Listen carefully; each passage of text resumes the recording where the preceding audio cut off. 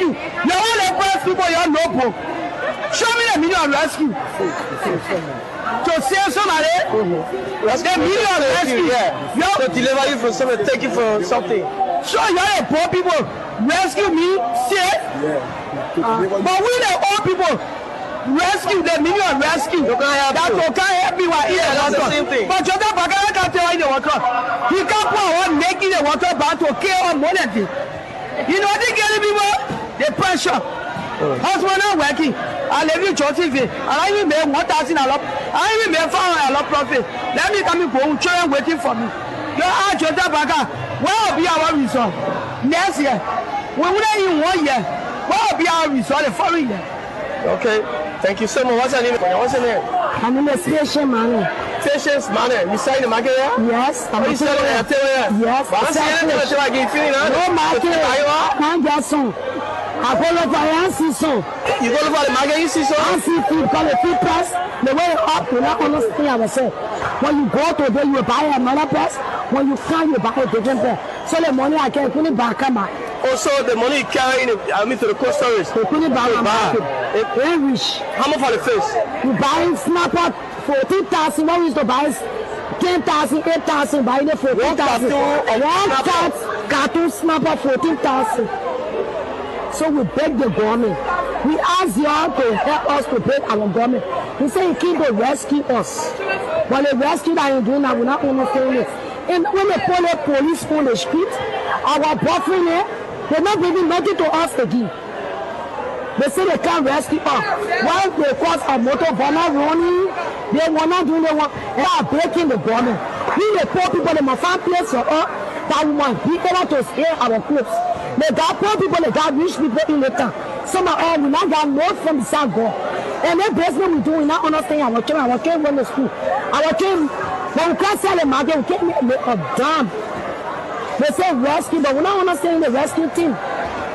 So they were taking them from all of the street for smoking, for drugs and things. But I think you see them now. All of them turn to Zoom. They can stay in the freeze. So the drugs are to you? Rampant now, a more than rampant. Okay. The drugs is rampant. Some of them almost 20% on the street because of Zoom. The zombie drugs? Yeah, the Zoom and they bring in Jota Bagara. Because we are trying to sell our push, but now Zumi, when he said I see that you are so sticking at it. So we asking him to please, we the parent of our boys children, we ask him to please help us to make our children to leave Zumi. Because he said he came to change things. And no change, we not understand our land. Police people getting our keke motor back, hata. Police people beating our children on the street. They say they should register, they should become over there, walk over that, everything they do. But what police people home king? That just one thing we just getting dropping there. Tell him, don't let Napa, tell him sorry. We're not taking somebody out for the country. So we should tell our president to help with the poor people. Selling money, how's the business? We get God a great for you don't let you tell what take you for. But money ain't in the country now. In process. For now, if I have to tell you that before we're all there,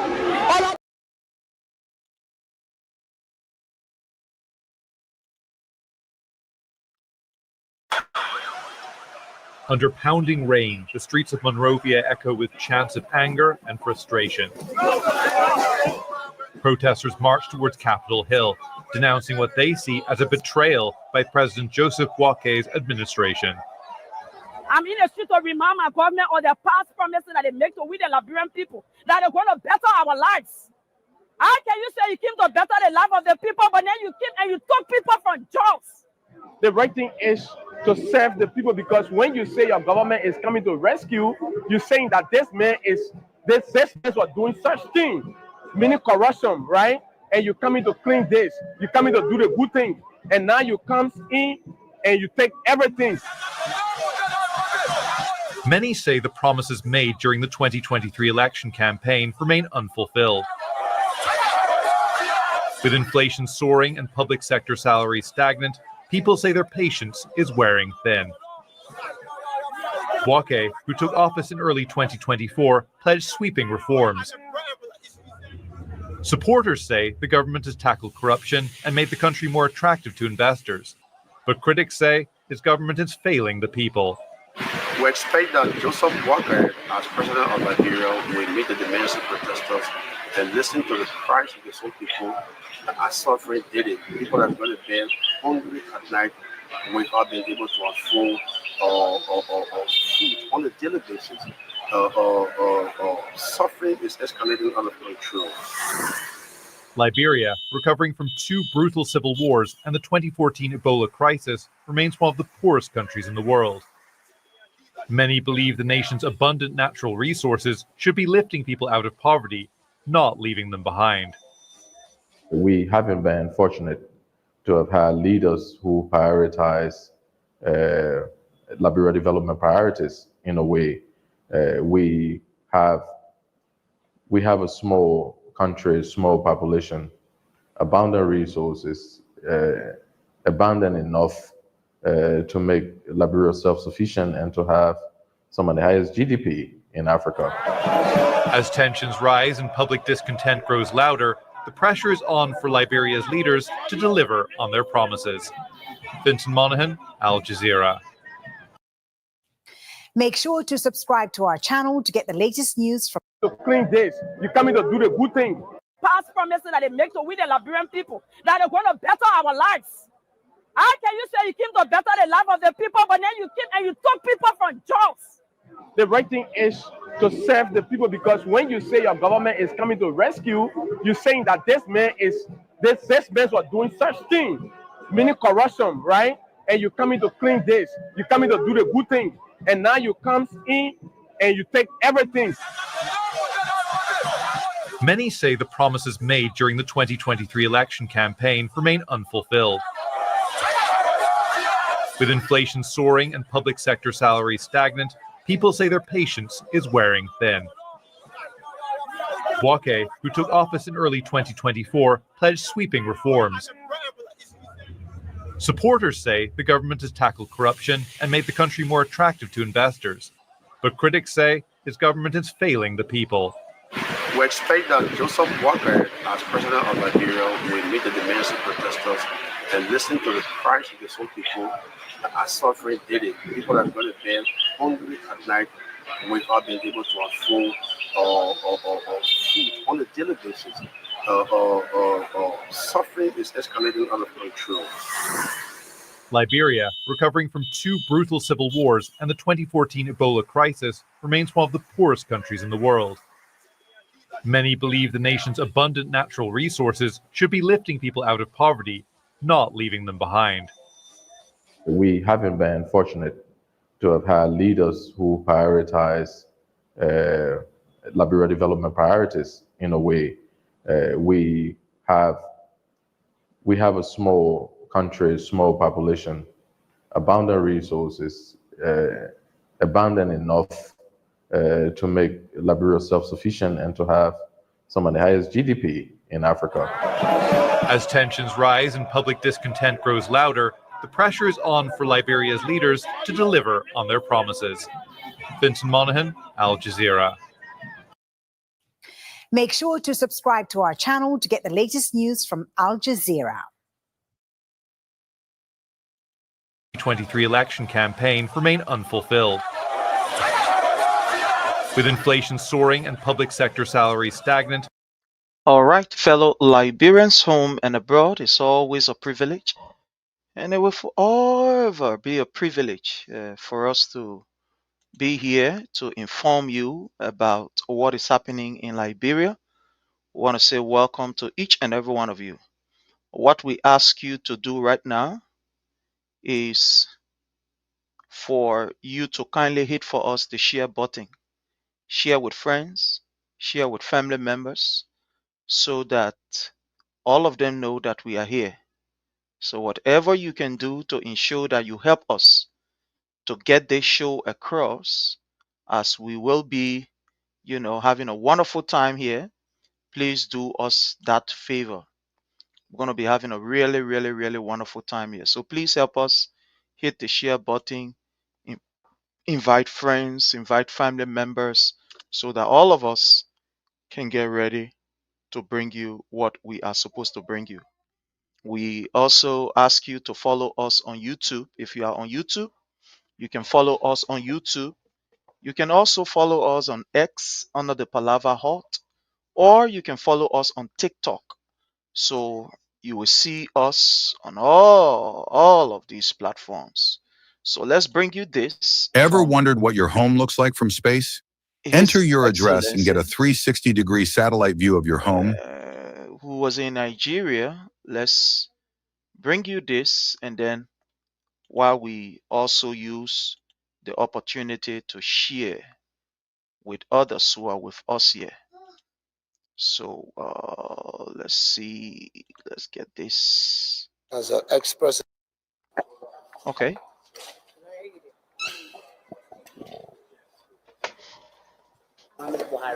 Well, I'm here visiting, and of course, as an ex-president of Liberia, when His Excellency, as I always call him, my big brother, was president, we worked together, and I heard that he passed.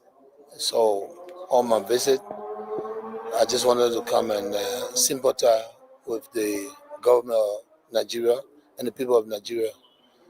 He was a very good person to me, and that he was a kind man, and one that helped my leadership to be successful, and I respect him a whole lot. So I thought I should come and sympathize. What's your message to Nigerians at this time? Well, take heart. He was a great leader, and a strong leader, one that believed in Africa, and wanted to see Africa. I want to welcome Vera Marshall. How are you, Vera Marshall? Follow him. In particular, you are welcome, Vera Marshall. Was like a son to him, and he visited me. Godfrey Gawi, you are welcome. I heard that Buhari is no more. It's a sad time for us. And on my visit here, I thought I could just. Newman Victoria McCall, you are welcome. The government of Nigeria and the people of Nigeria. Thank you, sir. Thank you. Angel Brown, you are welcome.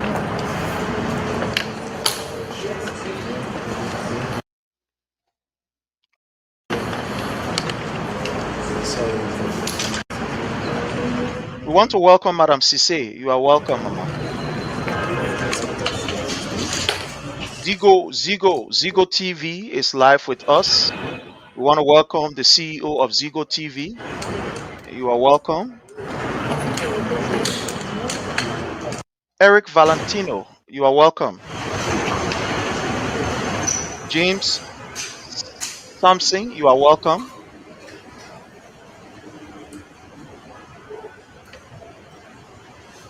Rebecca Dugba, thank you so much, Mama, for joining us.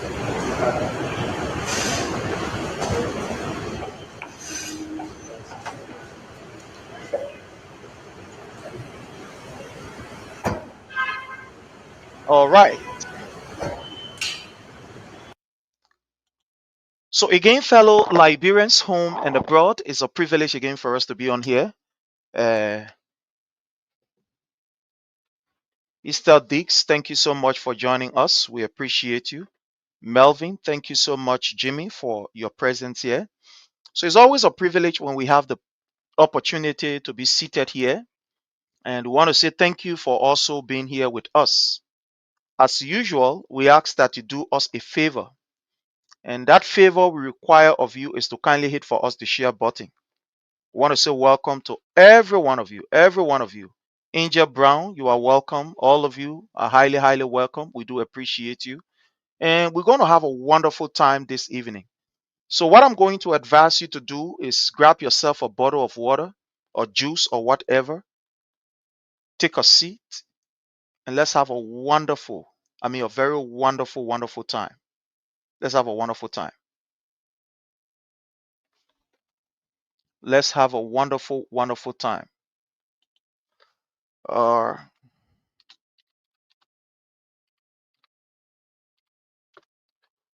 Let's have a wonderful time. So we are here also with our brother, with our co-host, Frank Ogongano Moba. My brother Frank, how are you, Chief? Thank you, Brother Prince. I'm doing good. And nice to be back today. Sure, definitely. So how is the Oma doing too? Yeah, she's doing good. She's upstairs, relaxing. Okay. Yeah. All right. I see. So what's the preparation towards the 26th? July 26th? I know, eh? I can't celebrate July 26th because Oh, okay. people, I mean, my people, when I mean my people, I mean Liberian as a whole, we are not happy. And if they are not happy, myself, I'm not happy. So I can't really celebrate. But however, we will be out there every day. Okay. All right. Fair enough. Yeah, you're right. Fair enough. We also want to use this time to welcome the CEO of Diaspora Ally, the Honorable Eric Pevis. Honorable Eric, how are you, sir? I'm doing good. Are you hearing me? Loud and clear. Loud and clear. Why you love the tattoo issue, Prince? I mean, I'm You just know- Eric, man. Frank, how you doing, my brother? Been a while. My brother, the work that you are doing for our people should always be acknowledged. And honorable people are people who put the interest of the people first and not their belly, not their pockets. And that's just what you've been doing. As a young man, you have risked everything to make that sacrifice. There are other young people who will chase after their belly. You've been tempted on so many occasions by, folks in this particular regime, but in fact, regime collaborator. Say, my man, look, you too smart, man. Collect this more money, put in your pocket, forget about this thing. But you've decided not to compromise the interest of the Liberian people, and that's why I make you to be honorable. And whatever you are doing is in the interest of the people. That's why we must always acknowledge and be able to appreciate you for what you are doing. So you deserve the honorable title, and you deserve the title that accompany you because you worked for it. You did not buy it. You don't let other people who lie their way to power at the end of the day. Now we're seeing their true face. So that is that. But anyway, how's your end, Chief? It's been a while since you come on. I know the schedule. You are a very busy person, but I want to say welcome again. How is everything from your end? Well, I'm good. Individual wise, I'm good. Collectively, I'm not good because my country is performing poorly. And you talk about the work that we do and the quote unquote enticing invitation that we have received. For me, it is not about Eric refusing offer. It is about Eric define threats. We have received threats. We have received not just threat on our life, but threat on our families. A deportation threat, which they do not control, by the way. And they have made a lot of efforts to have some of us ejected from the United States of America. But I'm never moved by those threats. I was born in Sugarcane Farm in Buchanan, Grand Bassa County. For more than 3 decades, I live in Liberia. I traveled twice out of Liberia. In 2019, I came to the States, and in 2023, I came back. So it doesn't matter. And, they say in Liberia is the only country can be deported from. It's my country. I've committed no crime in Liberia, regardless of what happened. If I return to Liberia, I know I came on the basis of I stood up for a cause. Today, there is a national holiday in the United States of America for Martin Luther King. Not because he had many money in the bank, not because he was handsome or he was just a black man, because he stood up against injustice. He stood up against racial segregation. Mandela from our continent, he was buried for 27 years, detached from his family. He could not bury his family members, that were so dear to him while he was in prison. But we remember him today. And there are some people who died of malaria, typhoid, diabetes, cancer. No one remember them today. No one celebrate them. But when you stand up for the people and you get killed in the process, or you are ostracized, history record you tomorrow. Jesus died at the age of 32 or whatever there was, but we still worshiping him because he stood up for a cause. So some of us, we are not deterred, right? And the reason I brought this, I'm highlighting this because you talk about inducement that we refuse. It's not about the inducement. I can say no to the inducement, but can I say no to the threat? Not many people can say no to the threat. You find few people that can say no to the inducement. I will not take money. I don't want to compromise my stand. Just few. Just very few. But I can say to you, there are relatively 0.00001% that can say no to the threat. Because when you have threat not only on your life, but your family, your friends, and everything that you depend on to live, when those things come under threat, you want to sit back to have a rethink. That's worth it. Sometimes you look at the Liberian people that we're fighting for. Look at who they elected as president.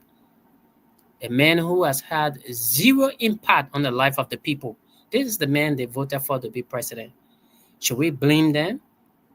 Should we give up on the people? I say no, because the way our system has been structured in Liberia is to keep bulk of the people or majority of our people in abject poverty and destitution, so that when they are about to elect or make a decision, that decision will be based on the circumstances. And it will not be as a result of an informed decision.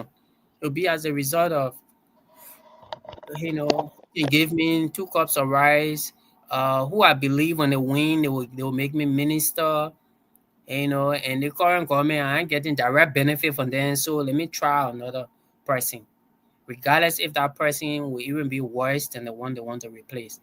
So I see the people as a victim.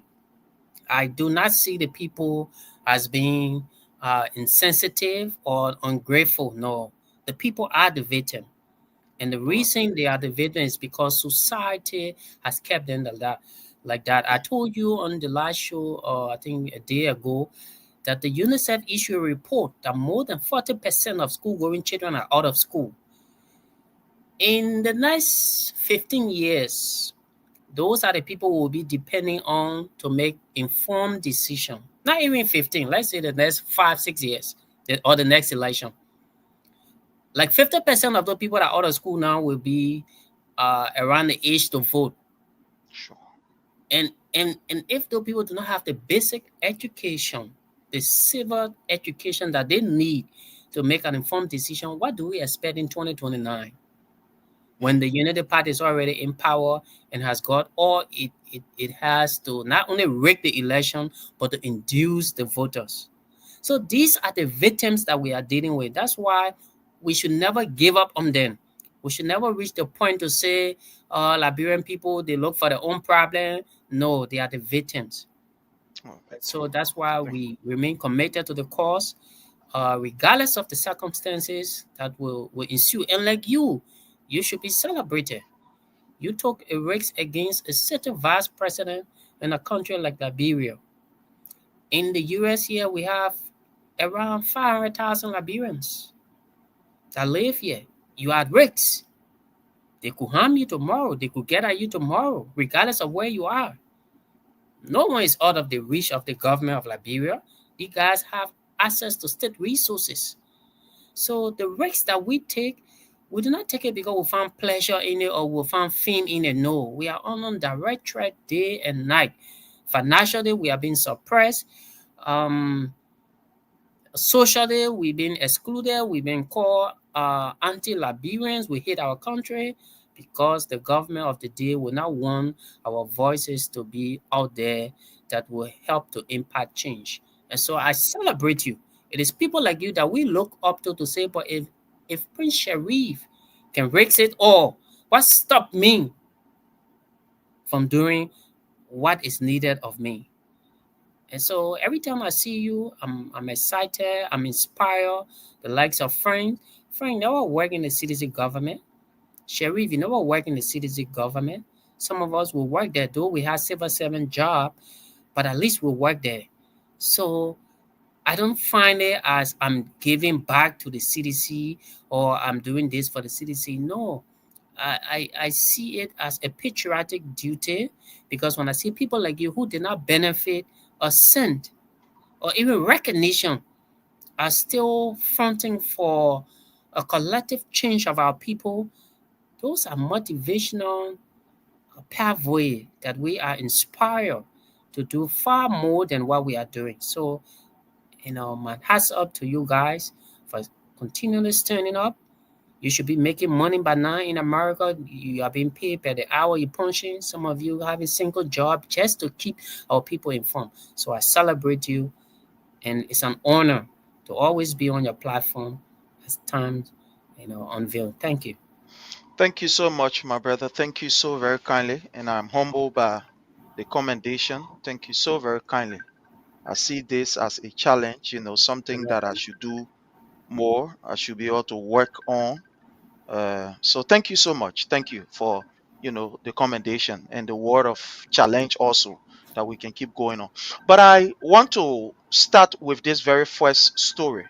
And the reason why I want to start with this story is because it's something that breaks my heart. It's something that is of concern to every one of us.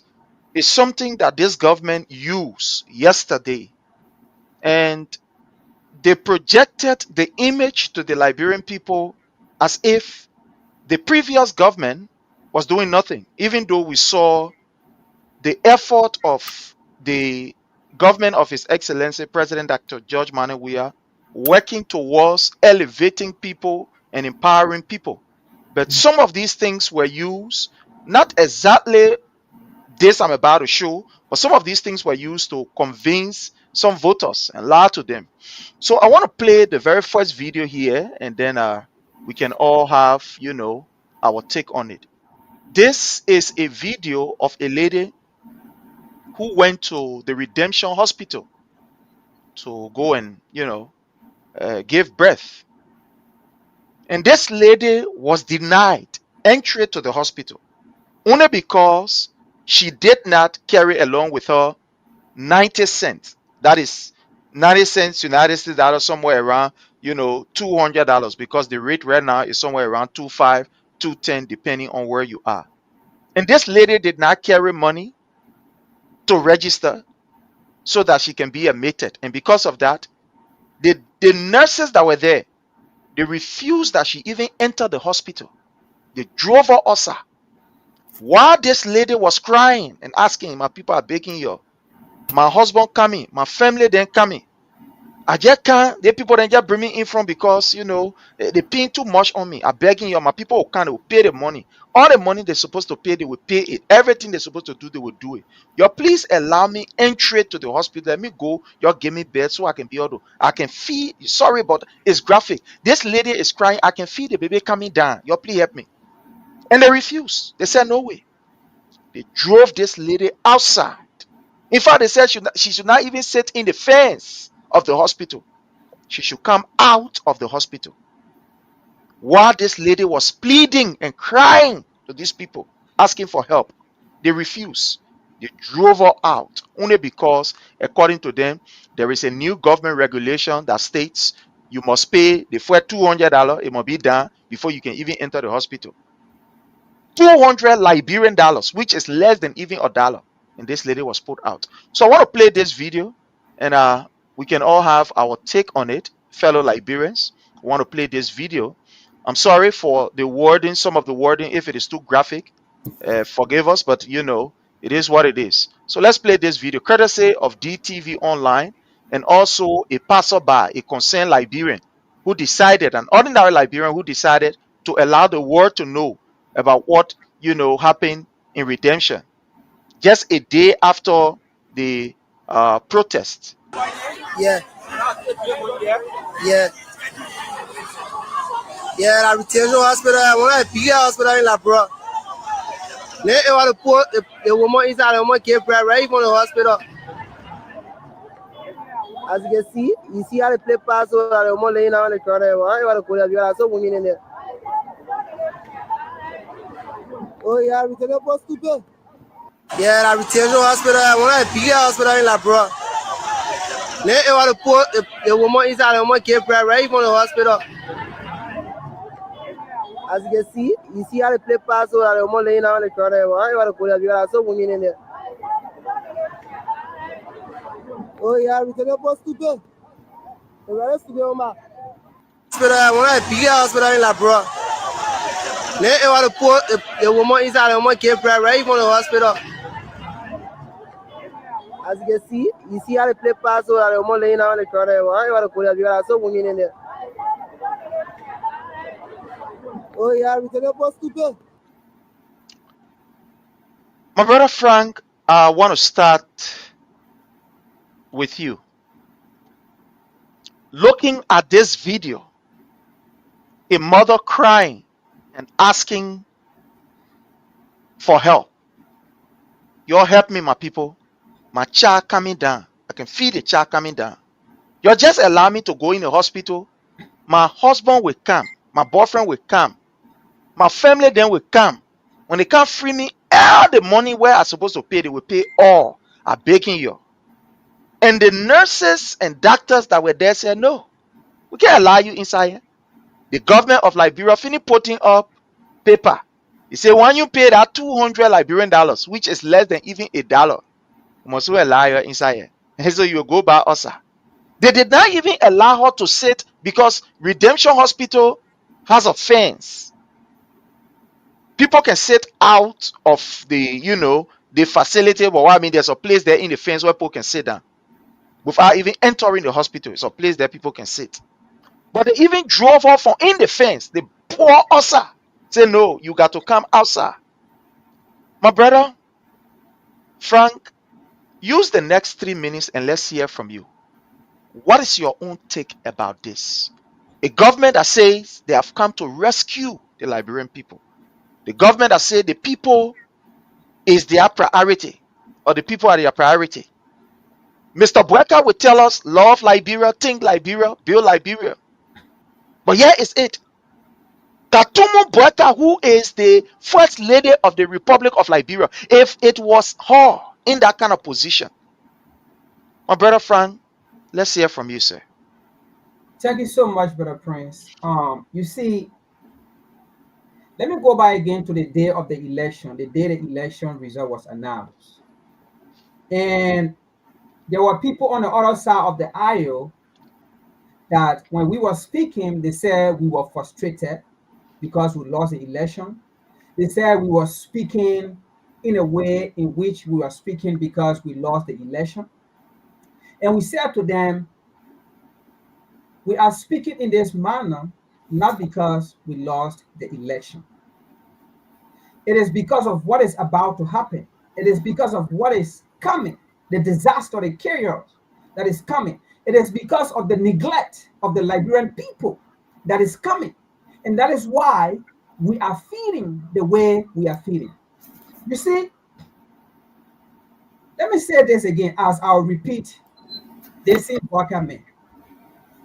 Bweka said to the Liberian people, if anybody is to understand the circumstances of the Liberian people, he said it was him.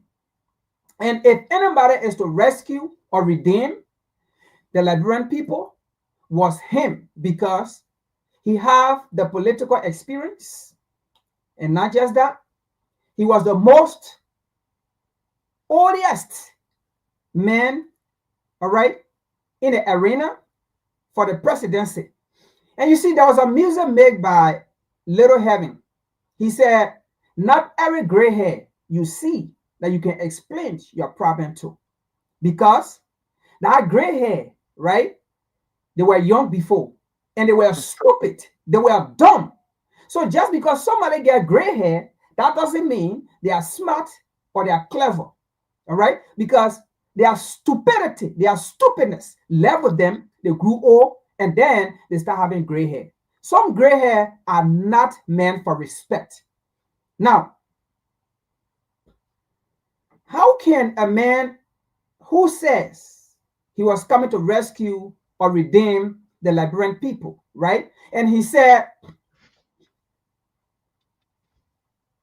government progress that was made before he came in, they were not progress.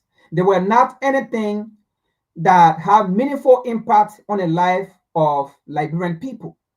Now, how can you pass a policy? How can you pass a policy instead of it improving or rescuing or giving life? Because that was 2 lives that almost got taken away. The child and the mother. And now, the unknown life that should have been taken also, let's just say if the mother was going to die in childbirth and the child died as well, the unknown life maybe could have been the father of that child or the husband of that woman, right? Because either frustration could have killed him as well, or any other relative or loved one to the lady or to the woman. All right? So you cannot come in with a policy to destroy Liberian life. At least now, if you came out of a policy, and you see, these are the educated people, right? You came out of a policy that, okay, you know what? Since no income is coming in the country and we are trying to look for income or to raise money, if anybody go to the hospital to give birth or child birth, right? Now, put $100 upfront, but the person should not be denied giving birth, because at the end of the day, the function of the government is to protect and serve its people. Now, that the person gave birth, if the person don't pay the $200, then the person will not leave the hospital. You still keep the person. And then maybe you can put some penalty. Now, if the person gave birth and the time the person is supposed to be released, and the person is released, but the money is not yet being paid, then maybe you can ask her, you know what, then there will be interest added to it. And that will enable the family member to raise money quick, and, to take their loved one from there. But you can't pass a policy and then say, if they don't pay, they should be denied from giving childbirth. Because you know what? That particular child, Joseph Boakai, that particular child could be a savior to any of your children. To any of your children. That particular child could be the doctor, could be an engineer, could be a scientist, all right? That tomorrow, even your grandchildren or your great-grandchildren, they could have been sick. And they are going to meet that particular child that you almost got killed today.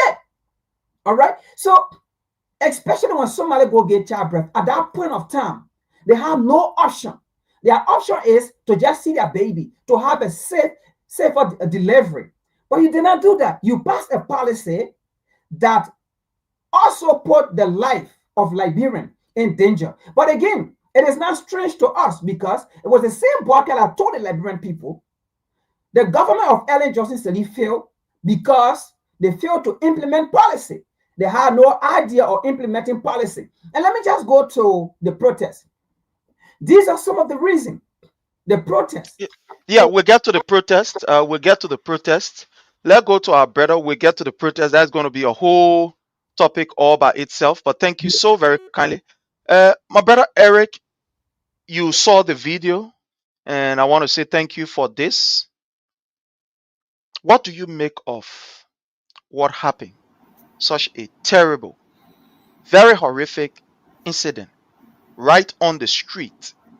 A mother was denied by nurses and doctors only because they had a paper in their hand and said, government say you're going to pay $200. And since you can pay it, you'll go outside. Let's hear from you, my brother. Well, this is what I would say. I'm not even know if the victim or the lady that was denied is still alive. If she's still alive, thanks be to God. If there was a safe delivery, to God be the glory. But this is what I would say to them. And I would say to us, I think it's hard time that we found a lawyer for her to sue the government of Liberia.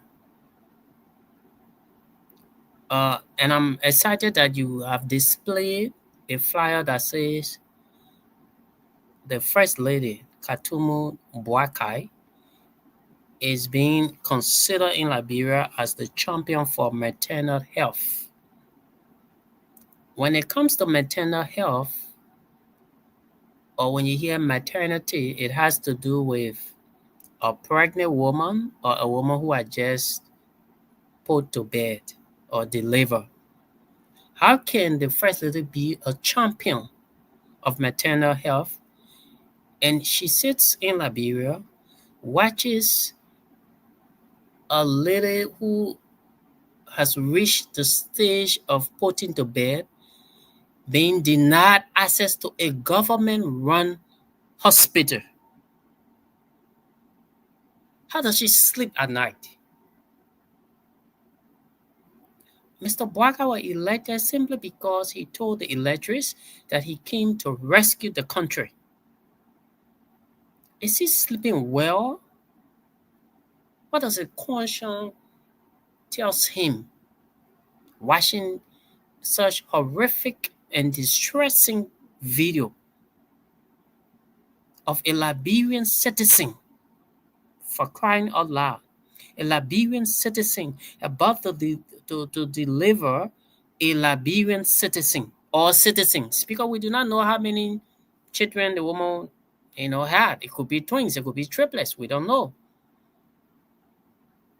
And redemption, a hospital that is funded by taxpayer money, is denying taxpayer on the basis that that taxpayer cannot afford.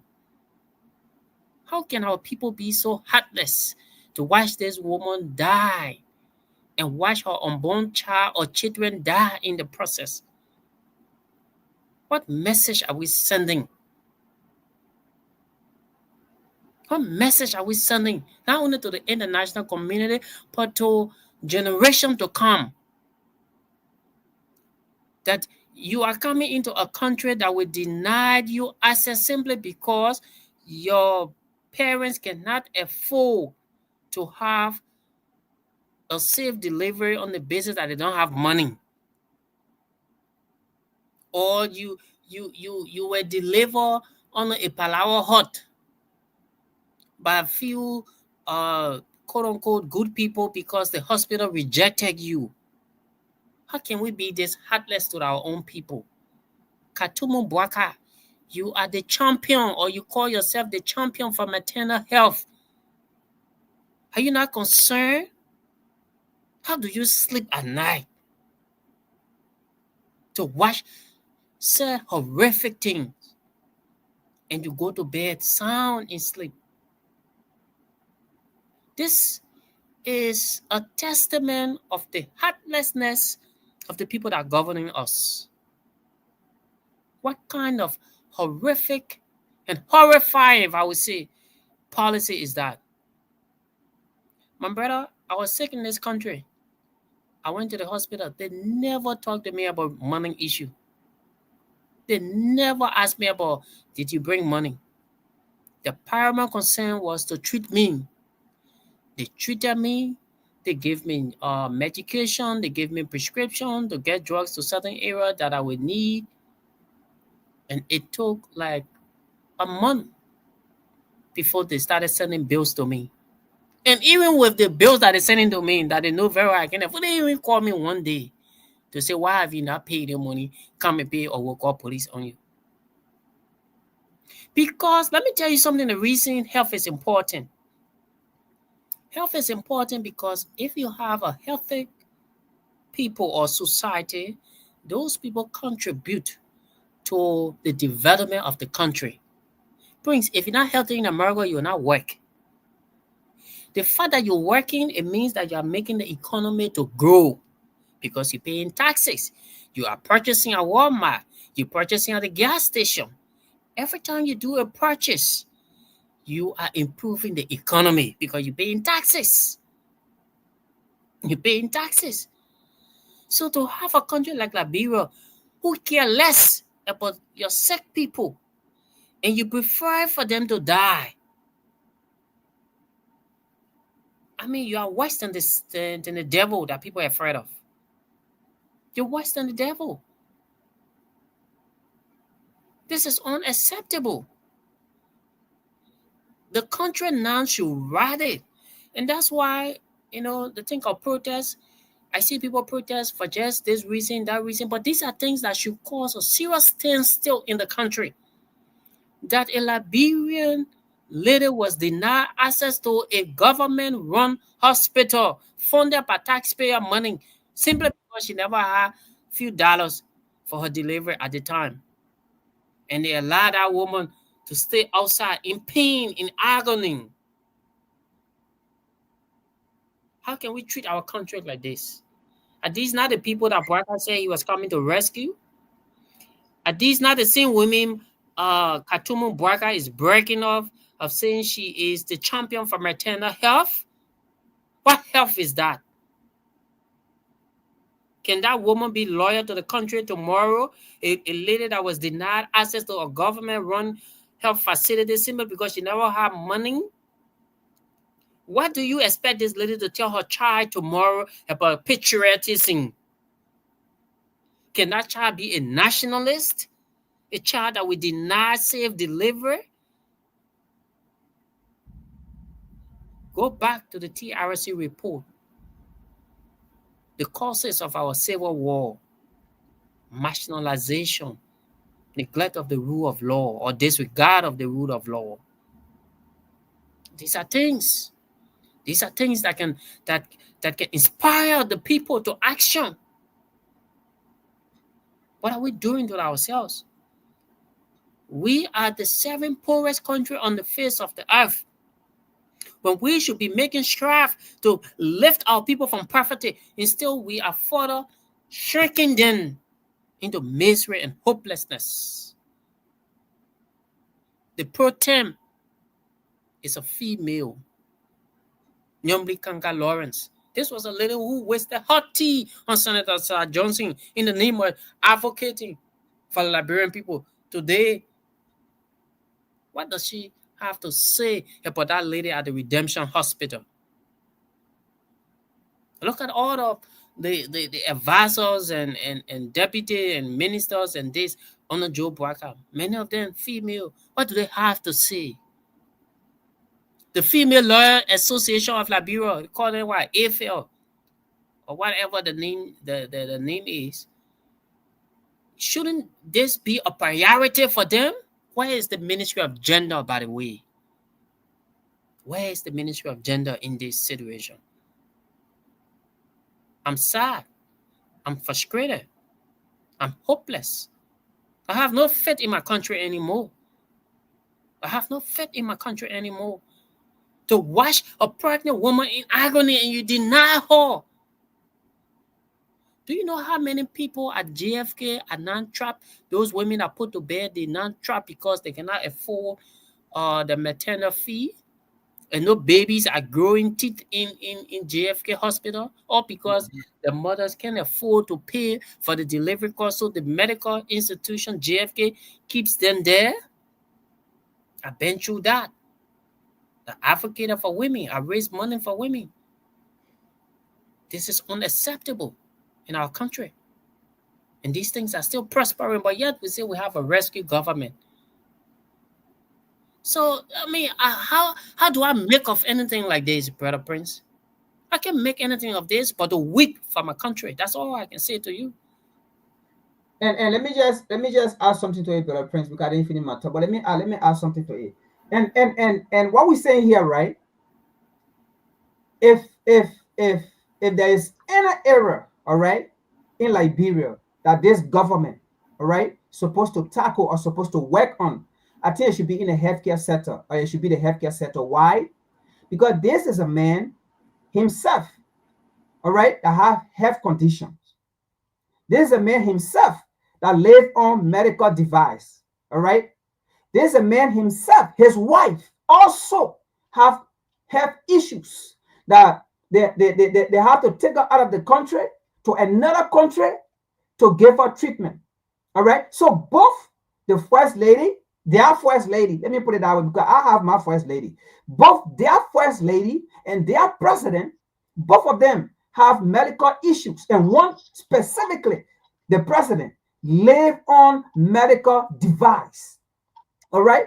Live on medical device. So if there's anything that I think that he need to tackle in the country for somebody or for the Liberian people to see, is actually the healthcare sector to improve on it because he himself, he have a medical issues. So let's say he's supposed to look at it like, you know what are the kind of how they call it illness that I have is a medical issue that have to be swiftly tackled. Let's say if something happened, all right, and there's no way to fly me out of the country, I need to have some expert in this country that will first take care of me while they are making arrangement, all right, or my wife, or my kids, or my children. But the issue here is these people, they don't care. Like Bouaka is very, very helpless because it was somebody that saved his life. If not, he could have been dead. But it was somebody that saved him. All right. And then he is unable to save another person, especially when he is in the highest seat. All right. When he is in the highest seat and he have all this money, he have all these opportunity, he have everything at his disposal, but yet he's unable to provide, all right, for ordinary citizens, all right. And I mean, it is so sad and disheartening to see a mother begging the hospital. My people are back. The baby is coming, and you got female in there who have also given birth. They know how it is when you are pregnant and you are about to give birth, and the baby is coming out. It can't stop. When it is time, it is time. And this lady begging those people in there who have 2, 3 children in there, and they know how it is, but yet they stay. Their function, their duty on the job is now about money, but first it's about saving life. I don't know, right? When these people go to schools in Liberia or nursing school in Liberia, I don't know what they tell them. Either they tell them money first before life. But in the US or in the developed world, they will tell you save life first before you talk about money. All right. And I believe in every country, that's the law above, in every country, because science is science. All right. Science is science. So they will tell you first thing is to save life. So if this lady can go in there and she's begging these people, I beg you, I came in from because it was time. And my people coming, my husband is coming, my fiance is coming, my brother is coming, my mother or my grandmother. I mean, these people, they are coming. What is 90 cents? They will pay. But I beg you, that's what I came for, because I didn't want to be out there for the baby to come. I want to give a safe delivery. This is a place of safety. This is a place of heaven. And that's why I'm here, for you guys to help me. But yet then stay. They told this lady, there's no safety for you here because we are going by what the president said. The same president you voted for, that's the same president that told us when you come here, there should be no safe haven for you. So get out. We are going by an order. Mefla Reeves, thank you so much, Mefla, for joining us. There is something I have here that I want to read for us, that I want to put out here. Liberia is a signatory to almost all of the international, protocols or laws when it comes to the protection of human rights. In fact, Liberia played a very pivotal role in the establishment of the United Nations that has all of these different, laws to protect people. The rights, for example, on, people with disability, international rights on people with disability, the rights of orphans, the rights of POW, and etc., etc. So Liberia is a signatory to all of these international laws or all of these international rights that protect people from anything that will be either discriminatory or that will go against their rights. So anything that go against these people right is also a violation of not only our national law, but also international law. That's why even during a war, the time we're fighting war, I'm talking about some of us will fight good war, we fight bad war. So real war, when people fighting war, when you go on the war front, when a POW, or maybe for example your opponent, we say it this way, or the enemy you're fighting, when they raise their hands up or they raise up a white flag, automatically you are supposed to respect the right of that particular person.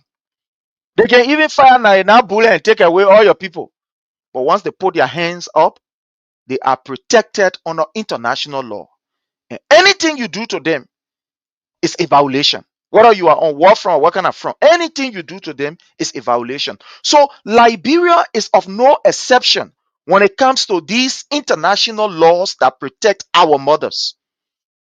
I have something here that has to do with the rights of pregnant women, the international rights by Geneva Convention, the rights of women that are carrying baby, I mean pregnant women that are carrying baby, they too have rights, and that right must be protected by every government at any point in time. And I will just read few here.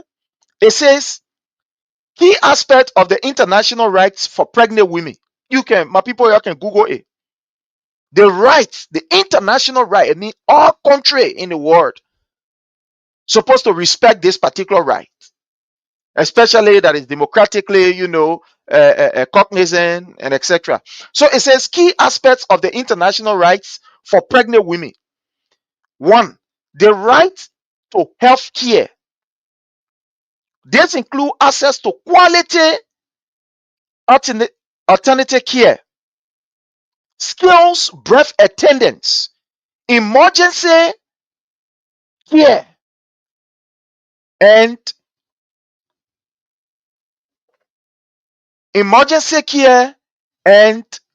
paternal care. Number 2, the right to dignity and respect. The pregnant women or the international right we're talking about, the Liberia Santo, it says right to dignity. This particular app. Okay, right to dignity and respect. Pregnant women have the right to be treated with respect and dignity, free from discrimination, and thoughtful of every process during their pregnancy and childbirth. Number 3, right to information and informed consent. Pregnant women have the right to receive accurate and comprehensive information about their health, decision about their health and treatment, and to inform decisions about how they go about maternity treatment. Right to choose. Pregnant women have the right to choose their birth location, birth partner, and care provider.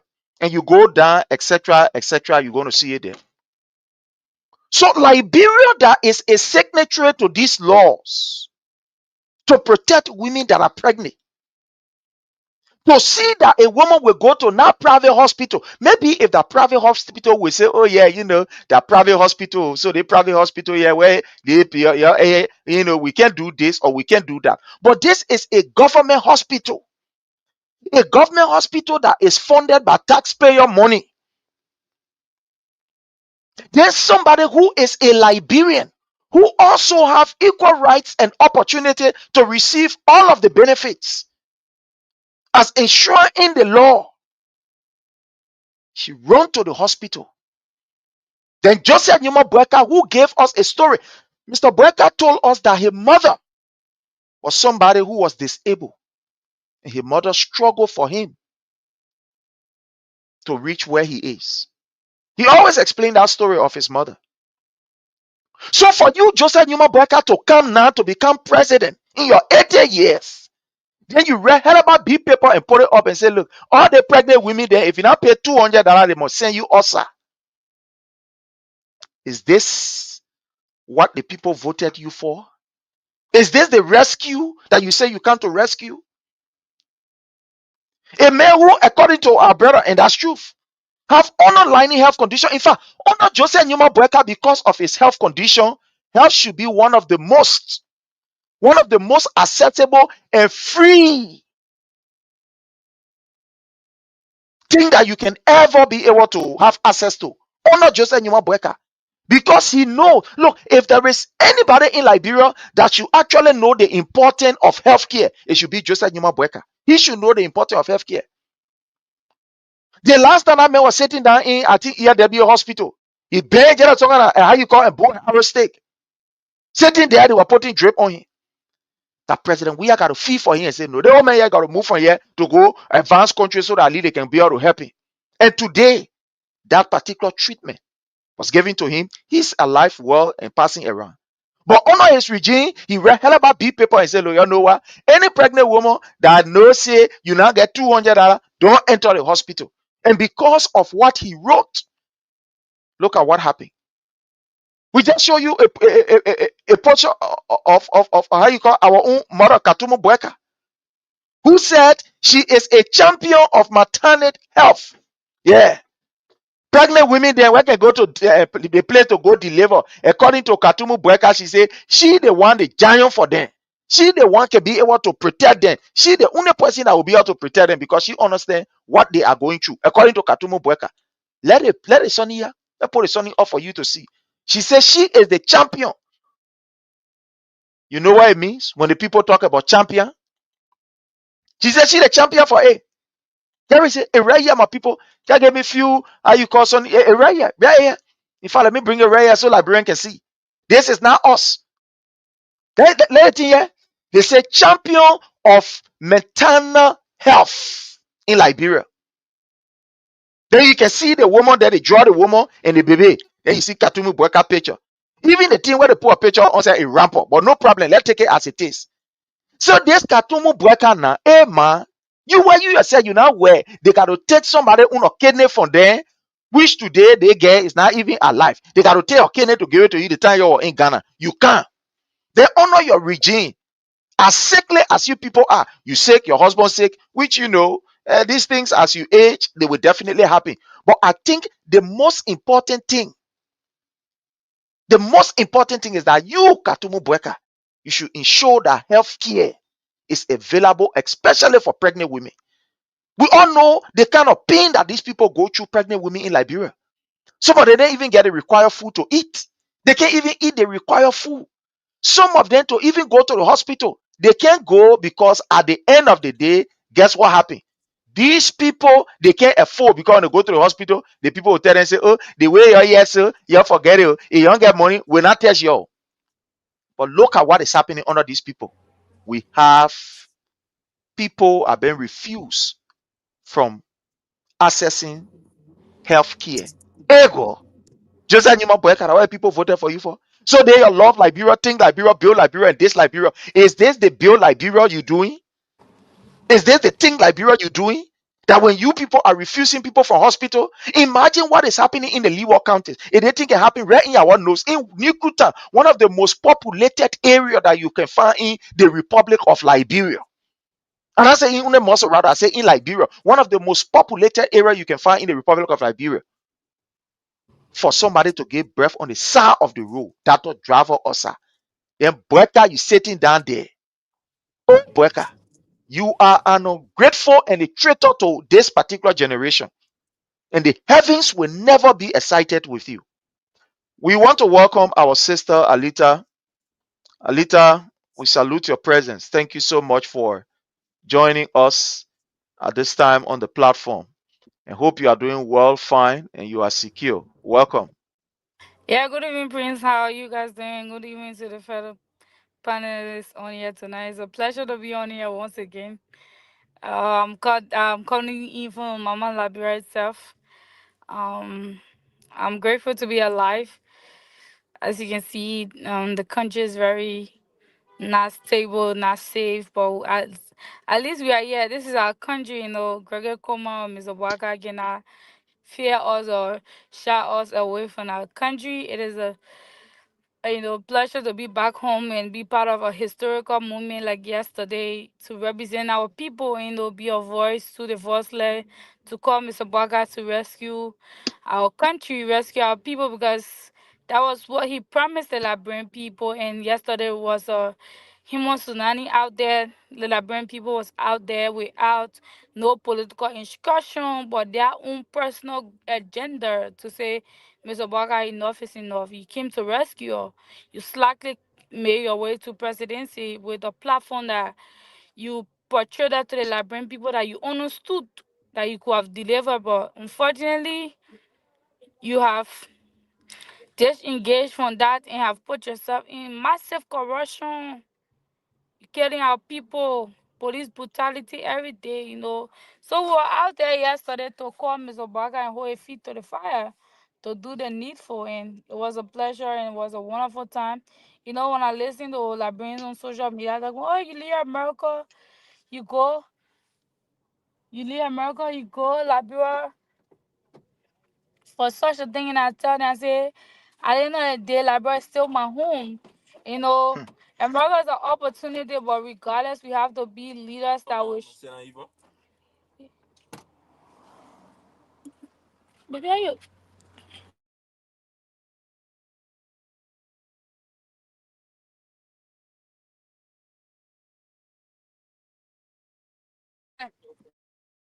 You say, I'm sorry, you said the name again? Yeah, so. Mr. Patrick on the line from Liberia, South Korea, Scout. Okay, yeah. Okay. Yeah, what can Yeah. I do for you?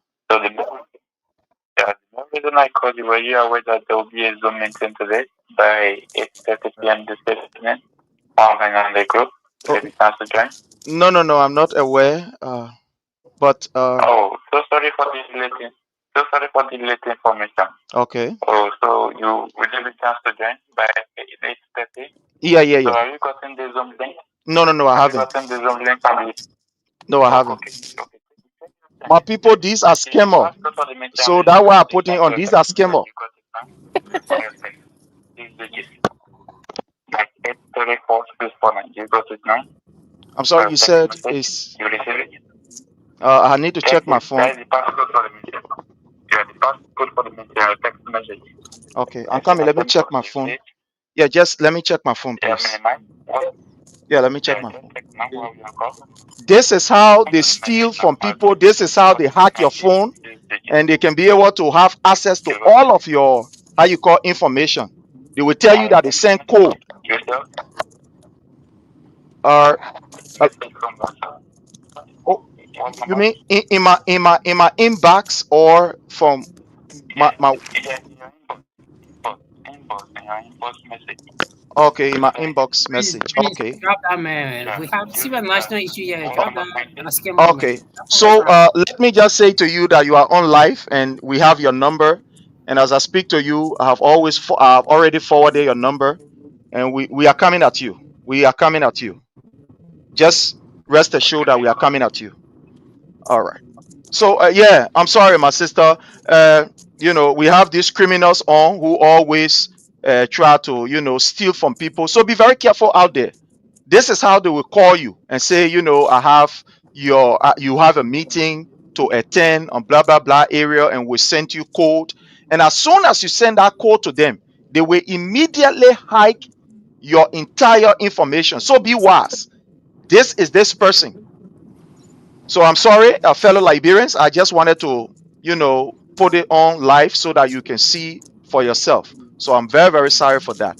But Alita, there is something that very terrible happened in Liberia that has to do with an event where a lady gave birth right in front of the hospital, Redemption Hospital.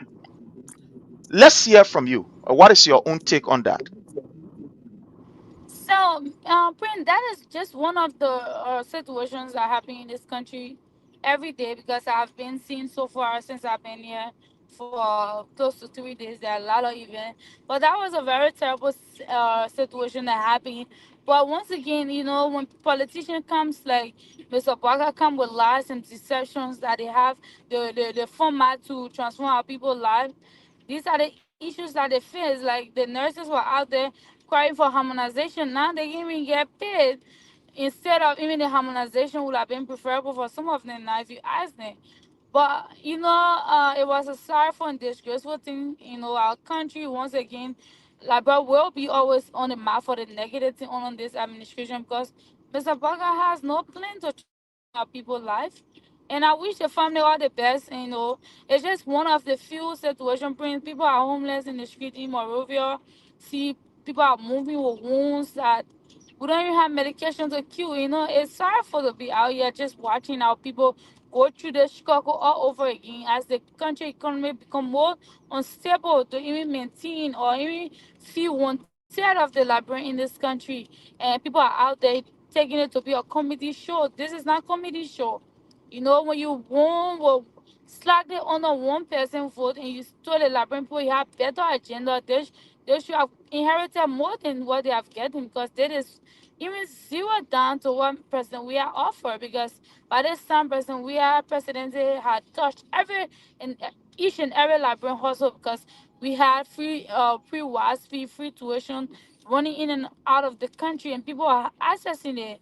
But when Baga team mysteriously putting water into one, this is what our people are left with. And that is the struggle, The struggle continues for our people. We hope and pray. Like we told Mr. Barker yesterday, a day before yesterday, that you accept our petition yourself, or we will be out in the street in 14 days to declare when the next protest will be. Because until Mr. Barker understands that we gave him a job, we gave him a responsibility, we empower him. He didn't empower us.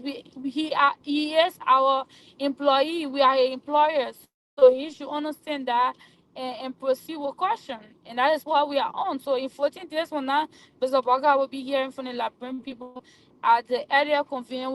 When will be the next protest until he man up to have the boss as a president of Liberia to receive the Liberian petition with him, even though those lawmakers are under his umbrella and thinking that they have the fundamental right to receive that. No, we don't want no Buga credit for our own. The credit itself, the king credit, that is what we are aiming for. So let it do the needful. Mr. Baga, don't be afraid. Come out and receive the Liberian people petition and rescue our people. That is all I have to say. As you know, Moravia is so risky. So I gotta be in a very good terrain. As our faces were all over the media yesterday. We have to watch our back and our safety is very important out here. So I'll have to take my leave right now. It was a nice being on this platform. And thank you all to my fellow panelists for being here tonight. We continue the struggle, we continue the hope alive, and we will see through that Mr. Baga deliver his promises to the Liberian people. Thank you for having me on here tonight. Thank you so much, Alita, for everything, and we wish you all of the best. Be safe out there. Thank you so much. My brother Eric, I want to hear from you. Yesterday, thousands of Liberians converged at the seat of government, one would say, the first branch of government, that is the legislative branch of government, to call on their leaders, the people who they elected, along with Boeka, to lead. What do you make of yesterday's event? Let's hear from you, sir. Well, Prince, let me do a backdrop a little, and then we come to the protest. I'm sorry for that. No problem. Go right on. You raise a very serious issue about Liberia being signatory to a lot of agreements, international protocols around the world. And you ask, why are we not living up to those or to these protocols? Prince, our country, Liberia, signed these protocols on the basis that these protocols are attached with monetary value. They say to the country, You have to sign the Declaration of Human Rights. You have to sign this torture against this. You have to sign this. If you do this, this is the budgetary support that we will give. That's how Liberia is just signing every protocol in the international community without reading. And even if they do read, without paying attention to implement these things, because these things are set up in a way for precondition to donor fundings. That's why I see Liberia keeps signing international protocols, because they are being promised money to support the budget. That I can say to you. Take, for example, let's leave Liberia. Look at the continent of Africa. We had a president in Zimbabwe called Robert Mugabe. After serving for more than 3 decades, where did he die? Singapore. He didn't die in Zimbabwe or die in any of the African hospital. He died in Singapore. Buhari served Nigeria for 8 years. He became military leader for like 2+ years or around there. So let's say after 10 years as head of state or president, where did he die? He died in London. How can you serve your country for more than a decade and still could not improve your health sector and die in foreign land? The last elected president that we had in Liberia who died of natural death, he died in London. Todman, Wayne V.S. Todman, he died in London. The only reason Moses Black died in JFK of recent was because he couldn't even afford to go out of the country. And Eddie could not write that check for him. So he had to die in JFK. Do you understand where we're going? Joseph Boakai raised a very serious issue. Joseph Boakai, with this health condition, who was heavily aided by former President George Weah, left Liberia. The man who took Joseph Boakai to America was sitting with him at his bedside, Joseph Tai. Joseph Tai was the head of the Rural Renewable Energy Agency right on Nebo Street there. I visited his office like twice. When Joseph Boakai became president, what did he do? The very Joseph Tai who took him to the America here was sitting by his bed, giving him tea, taking the stitches and all the kind of thing with him in the hospital. He went and removed the man, even though the man had a tenure position that did not expire when he got elected. He still had years to continue his tenure position. Joseph Boakai went and removed the man. That tells you the heartlessness of these people. They got no time. And you're right. Katumu Boakai, she was sick. Where did they take her? Out of Liberia. So if the people are not investing into their own health facility and going in foreign country for medical treatment, that means they have no time for the poor man. That's why you see people dying of curable diseases in our country. Now to your issue about the protests. The protest on the 17th is a testament of what our people are going through. That protest, we did not see George Weah, we did not see Alexander Cummings, we did not see opposition leaders. We saw the ordinary Liberians frustrated. And I admire the organizer. Kudos to Mobile K. Molu and the rest of the folks who made our protest a story. The Al Jazeera reported on that protest. The German media, DW Africa, reported on that story. West Africa Democracy Radio from Dakar reported on that story. And other international platforms reported on that story. What does that tell you? This is a man who has been president for 15+ months. And his citizens are saying that you came to rescue us. Today, where you met gasoline is far higher than where you met it. Where you met the U.S. exchange rate is far higher than where you met it.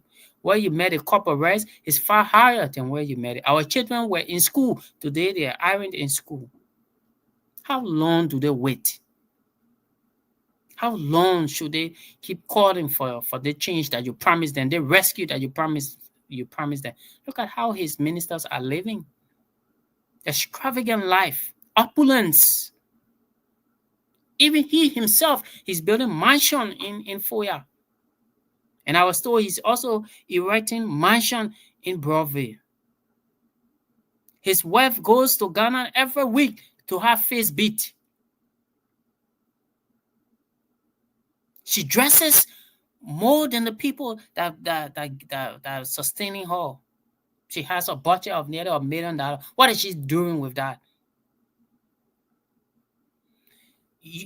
In addition to that, look at the Ministry of Transport. 107 human beings were dismissed illegally on the basis that they were hired during the last regime or the last government.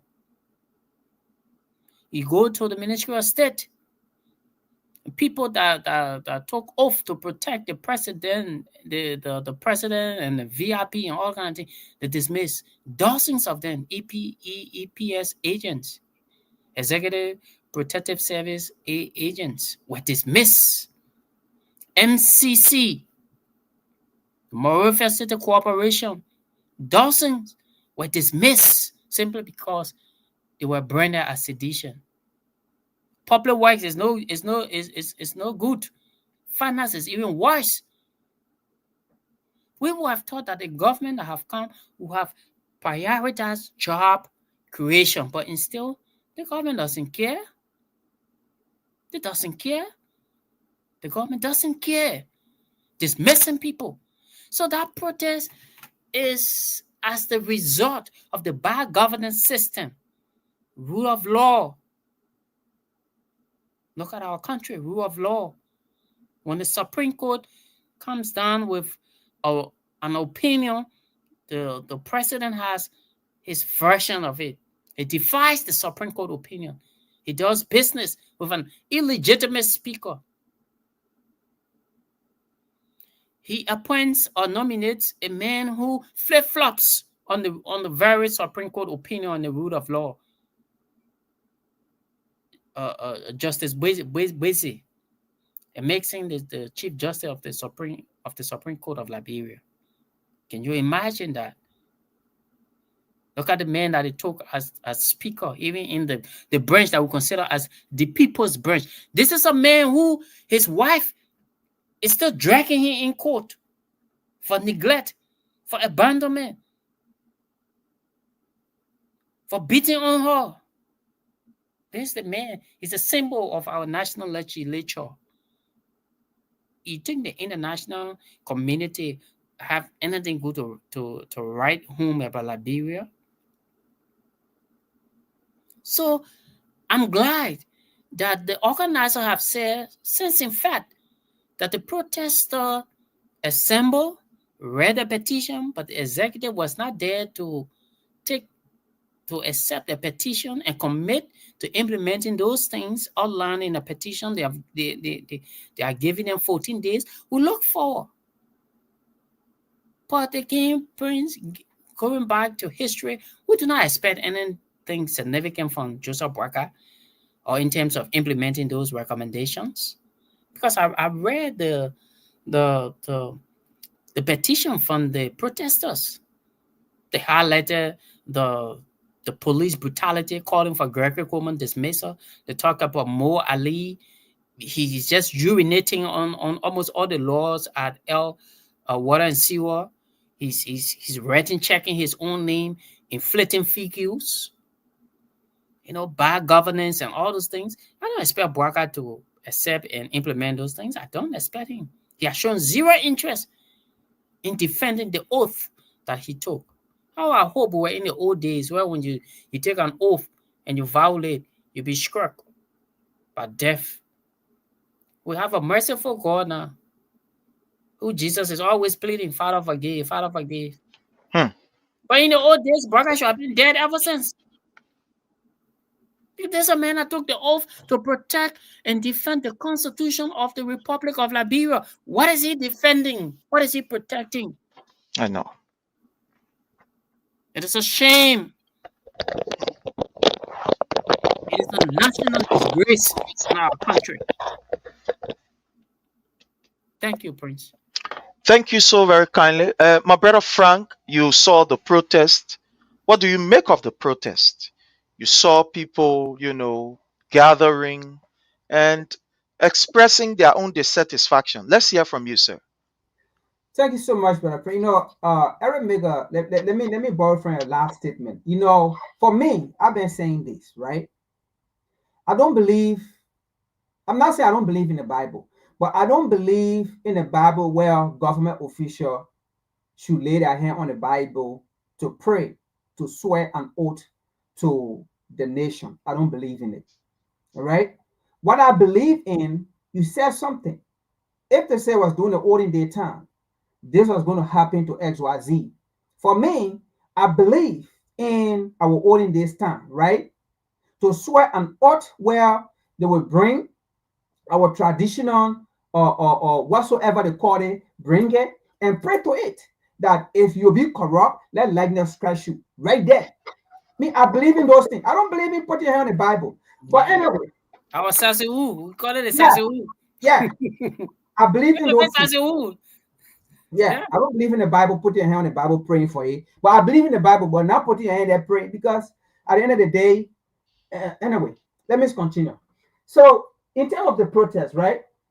What I want to say here is, I got a few things to say, but this is what I would say. This protest was successful, all right, and very meaningful. And someone may ask, why was it successful?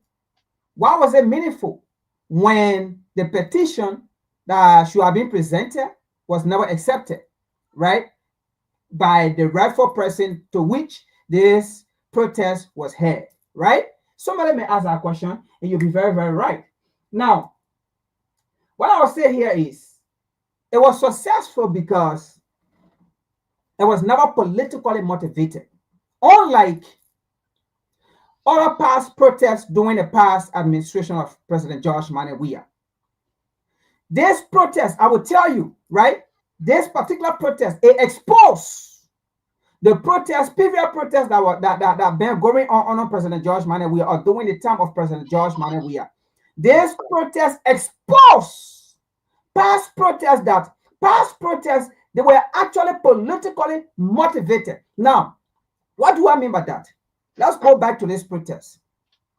This protest, people themselves came out and they were able to express the reasons to which they were out there, and their expression, their statement, right, reflected on their daily life, reflected on their struggle, reflected on their story since this government came to power. Unlike our protest during the time of President George Manneh Weah, for example, people did not even know what they were protesting for. Now, what do I mean by that? You saw people on the street saying, who told President George Manneh Weah that we can't pay our school fees? Who told President George Manneh Weah that our parents can't pay our school fees? Then why he went and made university free? You see, they did not know what they were saying because it was politically motivated. People told them to go say something that they themselves did not understand. They stood on the street and said, who told President George Manneh Weah that we can't pay our own wire fee? Our parents can't pay it. Because it was politically motivated. They did not know what they were saying. People told them to go say it. People paid them to go say it. And it went there. They were saying something that they did not understand. Just like Jesus Christ said, Father, Father, forgive them, because they did not know what they are doing. Because at that time, Jesus Christ said when they were killing him, it was politically motivated. Jesus Christ died because it was motivated in one or some other way too as well. Okay? But with this protest, people explain, I am here because Bawker told us he was going to take everybody from the street, our children, from drugs. That was not politically motivated because we see that. In fact, drugs activities have increased, right? Now, other people came out to say, I am here because of the breaking of the rule of law in this country. Facts, reality. All right? So that was not politically motivated. All people say, I am here because I see this government as a dictatorial government. Facts. We see that. Unlike Josh Manor, we had some people came out to say benevolent, but they could not even define or explain to us. How can someone be a benevolent dictator when this man was building 14 military hospitals that today is serving the entire nation? How can someone of such be a benevolent dictator? He was not doing it for himself. He was doing it for the country. Here is a pact today that the same pact that he built around Joseph Boakai administration is using to raise money for himself. And then you call this man a benevolent dictator when this pact have been created there for the benefit of the Liberian people. Every hospital that is serving the entire nation today, and you still look at this man and call him a benevolent dictator. I mean, there are many things out there that we can name. So at that time, it was politically motivated, but with this protest, it is not politically motivated. Other people came out and said, Boakai took me from a turning position, and that is why I'm here. No, Joshua did not put them there. No, Maba Malu only organized the protest based on people's story, based on people's circumstances. And then these people became the shareholders because of their circumstances. And they said, no, I am going to be a shareholder in this protest because I have my own story. I'm coming with my own story. Other people came out, they said, listen, the market women, under Joshua time, we could go in the market and people come to buy. But under this government, there's no flow of capital. We buy the goods and we go in the market. Nobody come to buy. The country is on lockdown. What is this president doing? That's why we market women are here, because it's different from President Josh Manor Wiatan. That is not politically motivated, because people will not leave their businesses and get on the street when, in fact, people should be out there buying. That's the difference between that protest and this protest. I mean, we can name the list and thing, but because of time, we don't have time. But you see, this is what Jesus Christ himself said about Joseph Boakai government, or government like Joseph Boakai. You know what Jesus Christ said in the Bible? Now, what I'm about to say here, some of you people have been pastors, deaconess, and today you are 90 years old, just like Joseph Boakai, but you have never read this in the Bible. You have never seen it in the Bible. But this is what Jesus Christ himself said in the Bible related to government like Joseph Boakai. He said, government like Joseph Boakai, they are dog. Oh no, you think Jesus can call people dog? I will give you the chapter. Prince, while I'm speaking for the Liberian people to see, please pull out Jeremiah 56. No, not Jeremiah, Isaiah. Sorry, you know the scripture too much there. Please pull out Isaiah 56, verse 10 in the NIV. I mean, all of them gave the story, but I love the explanation of the NIV. Now, while you are pulling it out, let me describe what Jesus Christ said about government like Joseph Boakai. He said they are dog. They are like barking dog. They can't bark when they're supposed to bark. No, not only that. He said they sleep. They love sleeping. All they do is to sleep. All they do is to lie. That's what they do. They lie and then sleep, and then they are dog. They can't bark when they're supposed to bark. That's the description Jesus Christ himself gave to government like Joseph Boakai. He said they are Isaiah, yes, verse 56, right? Yes, verse 10. Put it out and read it for me. Isaiah 56, verse 10. Yes. It says, his watchmen are blind. They are all ignorant. They are all dumb dogs. They cannot bark. Sleeping, lying down, love to slumber. That's verse 10. I said they love to slumber. In other area, in other version, it will say they love to sleep, love to slumber. They love to sleep.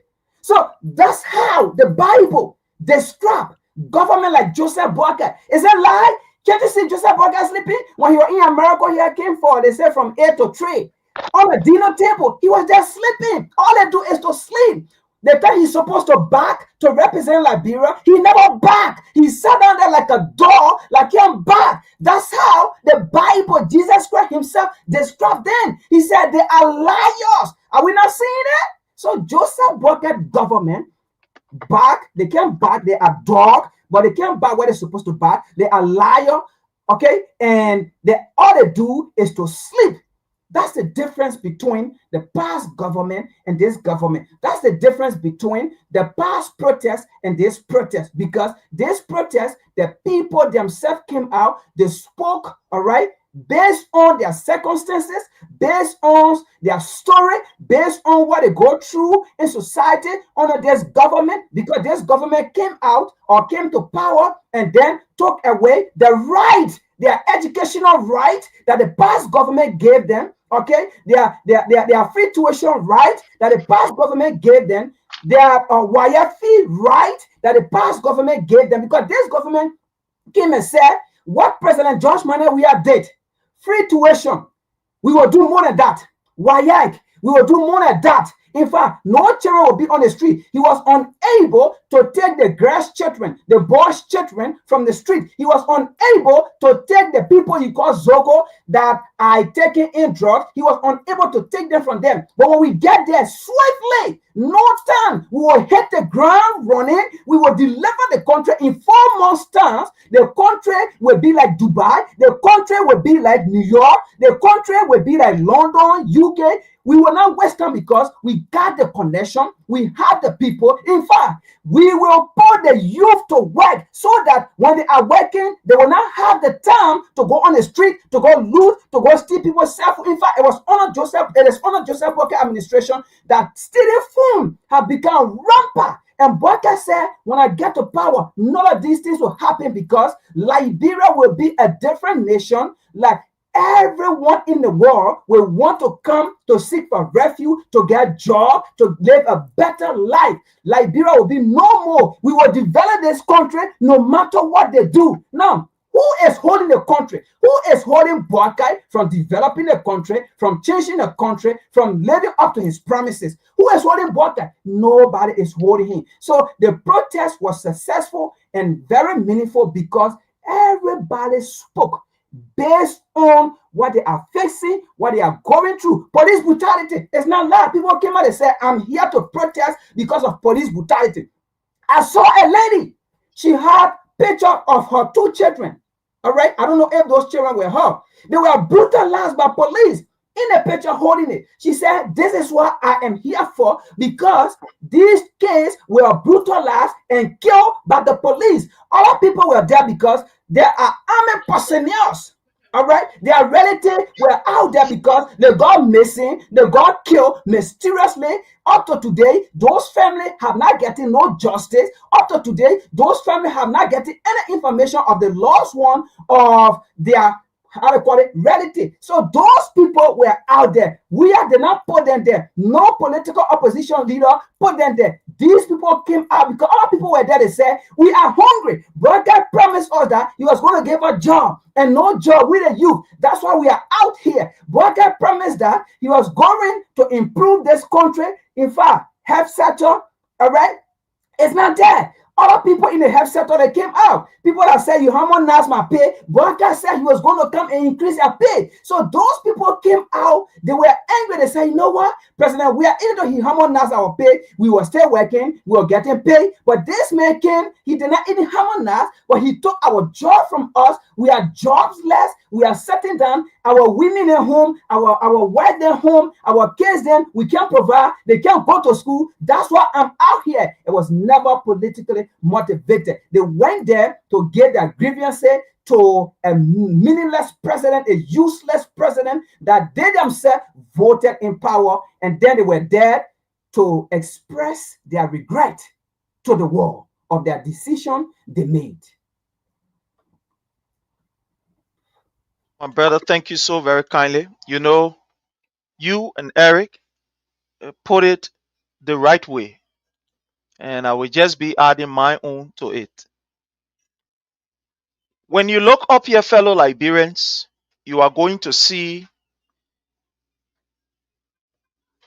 the flyers, or one would say the poster, and you will see all of the inscriptions that the people put on these flyers. You know, there are a few things that I would like to say about the protest. The first thing is, I want to thank every Liberians, including those of you who castigated, those of you who said all sort of, negative things about the protests. I want to thank you because you were also promoting the people to come out, because there were some of you who use your social media platforms, either Facebook or YouTube or whatever, and you were spilling out garbage. Oh, they think what happened, it not happened before. Oh, they protest here, it will not make no sense. Oh, it will not make no that. And the reason why the protest was even successful was because some of you ignorantly use platform to try to talk down on the Liberian people. You thought you were talking down on the protests. Oh yeah, I'm all man, our chairman. And what you felt was that all of your effort was to discourage Liberians from coming up outside. But anything that is void of political influence is stronger. It has a long-lasting effect and is done with the entire heart. And that's what we saw. Usually when these protests used to be happening under the Weah-led government, it's either somebody who used to work in government and they were sacked from the government. It is other group of people who maybe one way or the other, they weren't getting what they're supposed to get, so they organize themselves and say, we are this, we are that. Like I gave you an example. Name some of the most known protests you can ever think about. 16 billion protests. Look at the people who were in front of this entire 16 billion protest. The Unity Party folks. The Unity Party folks. Almost all of those that you saw, these were people who worked in government, who served government. They were there for 12 years. The likes of Mo Ali, you're talking about the likes of Breka Jaliba, and just name the list are endless. All of these people were the one who organized it. They didn't organize these protests because it was the fact. $16 billion, you know what you're talking about? They lie to you, the Liberian boy, they convince you. And some of you, ignorantly, you jump on the street. Bring back our money. As if one human being would take 16, one human being to take 16 billion. You know what 16 billion is? One human being. And these people lie to you and make you to believe that President Weah took 16 billion, it was behind a horse, that he plane go put a container. You just used to wake up in the morning, you go there, open the container, and you take one bono, they hold it in your hand, and be passing around. And because the protest was not truth, it has no iota of small kini true, as somebody would say. At the end of the day, guess what happened? They came out, they talk, and talk. And when the reality, after an investigation was conducted from the Cora report, when the president himself said, look, you know what, this thing is embarrassing. Let's send for our international partners to come and help us. Let's send for our international partner to come and see how best they can be of a help and investigate this matter. To know whether 16 billion for choo got missing. My people, only for them to go investigate and say, well, they think no 16 billion loss. No 16 billion got missing around here. And that particular report or that particular team that came to conduct that investigation, the United States ambassador was also part of that particular committee. And they announced to the Liberian people, saying, no 16 billion got missing here. We also saw the how you call it, the June 7 protest. All of the people who participated, who were the organizers, These are people who basically, one way or the other, they were working in government, they were getting some kind of benefit, some kind of opportunity for government. And because they wanted to live this business as usual, let's continue to suck from government. And while the people live in abject poverty, guess what happened? They decided that they will go to the streets. So we saw a protest that was politically induced. That people went there with political motive. Somebody say, yeah, we'll go to the protest. We know after the protest, the government will get our job. Or they will start giving us money. To the extent that we even saw the EFF complaining how, in fact, they will not be part of the protest because the money that was intended for organizing the protest cost them getting some of the money. We're listening to Newville, the former representative of District Number 8, who told us that people like Costa was just using some of the Liberian people as some kind of, goods on his shelf. The boy was looking for money. To the extent we even saw a communication from our international partners cautioning these people of the entire protest and said that these people needs to be very careful because they have spent too much into the peace of Liberia and they will not sit down for some idiots to come and destroy it. We saw a strong warning from our international partners because the international partner knew very well that that particular protest, it was politically induced. That they wanted to, their intention was to overthrow. We heard them saying there, right? Oh, one overthrow. We'll drag president. We are here on the ground. We'll do this. We'll do that. They went there. And when they went there, we saw what happened. To the extent that these people who were supposed to go and be protesting, guess what happened? They were cooking. They were cooking. And the government at the time opened corridor for them. Right in front of the executive mansion that they play go pour fire. Their intention was to burn the executive, their intention. To burn this area. To pour fire around. That's what they were doing. We had protests in Liberia where we saw these people, they had no true agenda.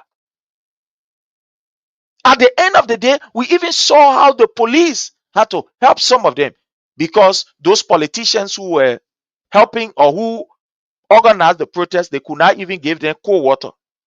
It took the police, it took President We had to say, look, let our people then get food to eat. Let the people then get water. Let's protect them. Let's ensure that they can do their thing.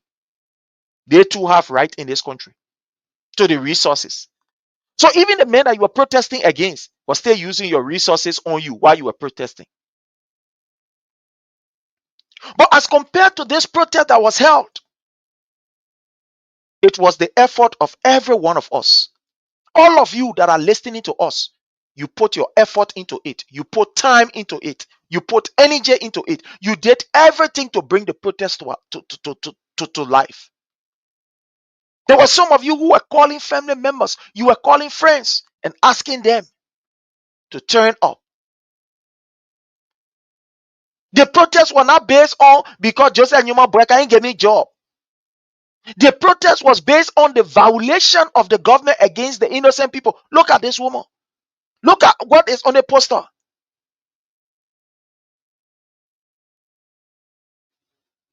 Look at what these people, look at the things that they were writing here. Look at the other one. Stop killing our children. Were our children not killed in Kinjaw? Police brutality. Every day when we wake up, to the extent that I saw a video where this particular police guy had his knee on this particular guy's neck, choking this guy. Was the protest not genuine? Is Joseph Newman Boyka not disrespecting the rule of law? Is Joseph Newman Boyka not using the executive mansion to steal from the Liberian people? Where he is using thousands of dollars traveling without any results? Since the president took over almost all of the trip, even down to outdooring of baby and all, he want to go on the international trip. He can bring nothing back. How much this man is standing without any result? These people concerned, they are genuine concern that what they were raising. They were not playing politics. We saw no political leader there. Oh yeah, political leader. Yeah, he backing. And no, this is why should even make Bweka to be afraid more. Bweka should be afraid because imagine this protest that saw the thousands of people coming up. Imagine if a political institution or all of these politicians are going to say, okay, we will back the protest and put our all into it. You think Liberia are going to be on a total lockdown? You don't think so? They want to just an individual who never worked in government. No, he never worked in government. And they say, oh yeah, I had government job and they took government job from me. And so therefore I will go on that protest. Or I used to be talking and people used to be sending $500 to me, so I will go protest. He never worked in government. Never. They say, oh yeah, we're in the early government, we're in the other government, this, that Unity Party, mayor, this. No. Even the CDC at the time that he associated with, years back, he wasn't even working in the government. So imagine if this man can lead the protest and the people that came up, you can see the willingness from the faces of the people. They were coming up with genuine concern. Imagine, look, one of the things we Liberians were afraid of that rain. I have seen Liberians, I've seen people firing, going, wah. I see Liberian running there to go see who firing. And I see it before. And I say, oh yeah, they bomb fire on this side. Oh, the people going there to go see how the bomb was able to destroy properties. But in Liberia, when we hear rain, we'll forget it. I beg you, a rain. Once a rain, in fact, some people say, when I even go to work, they will not even go to work. They say, hey, rain, I'm going to work. Even though they will not walk under the rain from their house straight to their working place, but when that rain fall, they say, my man, rain. Whenever there is rain, it's almost like holiday in Liberia. Oh, my man, rain. But to see these people, even under the rain, to see older ladies, look at this woman. She will be somewhere in her 60s. Out there. Bweka should even be worried more.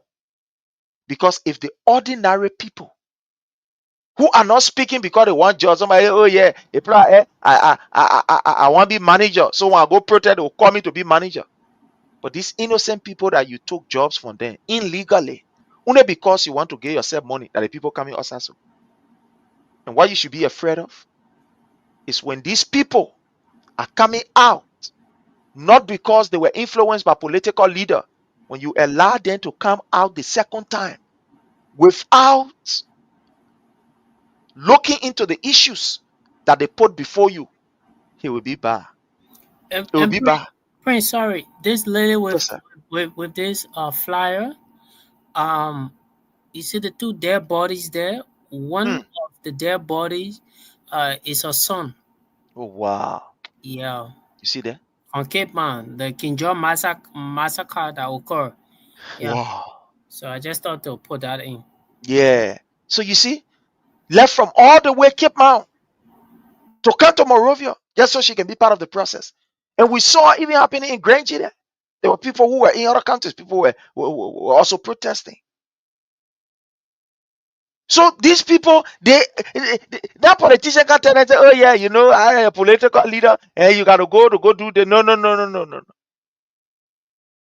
Look at the ring. You can see. Look at this mother face, this grandmother. See the ring drizzling, but they are under the ring. They didn't care about how you call a political leader.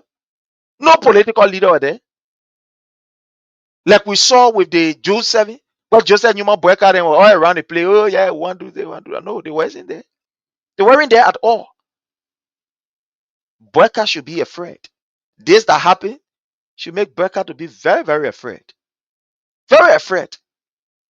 Because if the people, out of their own frustration, what they feel, the pains that they feel, if they can count us out, then you must be careful.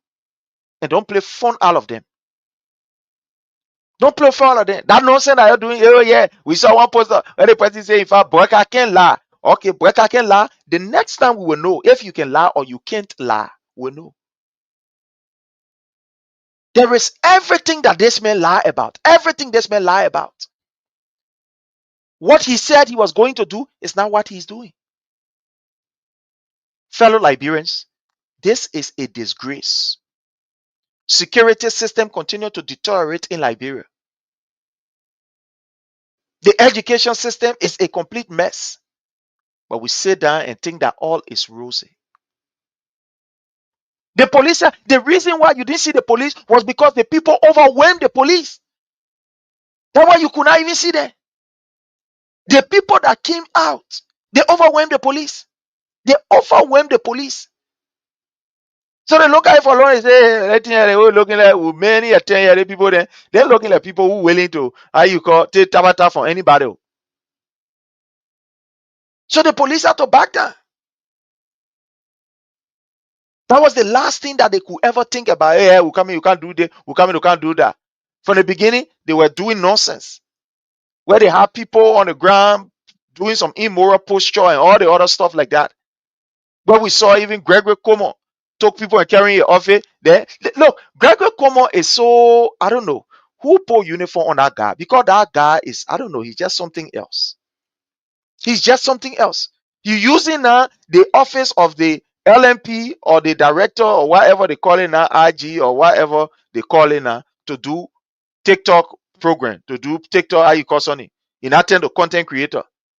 When you in a sensitive security meeting, then you say, my man, you recall me. Let me talk to the people. Then you, who tell you can't do that one? Who tell you can't do that? That was just complete stupidity on the part of Gregory Como. It was just complete nonsense. What he was displaying was just a sheer lack of knowledge when it comes to security. And Prince, not to call you out, right? Yes, so sir. To what he did in our office was very disgraceful. Now, you say you discipline your security personnel. How did he sit? His legs was like this on the table. Oh yeah, man, crank your leg. Yeah. Right there. Are you the kind of person to discipline someone? And then you crank your legs like this. So what you're doing down there, it does that show a good conduct to the security apparatus? You on the floor there, don't. First of all, you need to. That's not the area you're supposed to do it. That you're supposed to call a press release in the first place. Let the public see it, not to go do TikTok. Go and do press release and let these people be loud in there. And then, first of all, apologize to the public because that behavior, okay, came about because the public displays us on the internet. The public brings out their concern. The public say, you, Gregory Como, you was the same person that blamed someone of the music. Here it is, your security apparatus or personnel. They are singing such music. So he himself, he's embarrassed. I mean, what he tried to do there is to take himself from the picture. But the reality here is, what those people displays out there, it reflects on him because he trained those people. He talked to those people. All right? He speaks to those people. So everything they did out there, it reflected on him.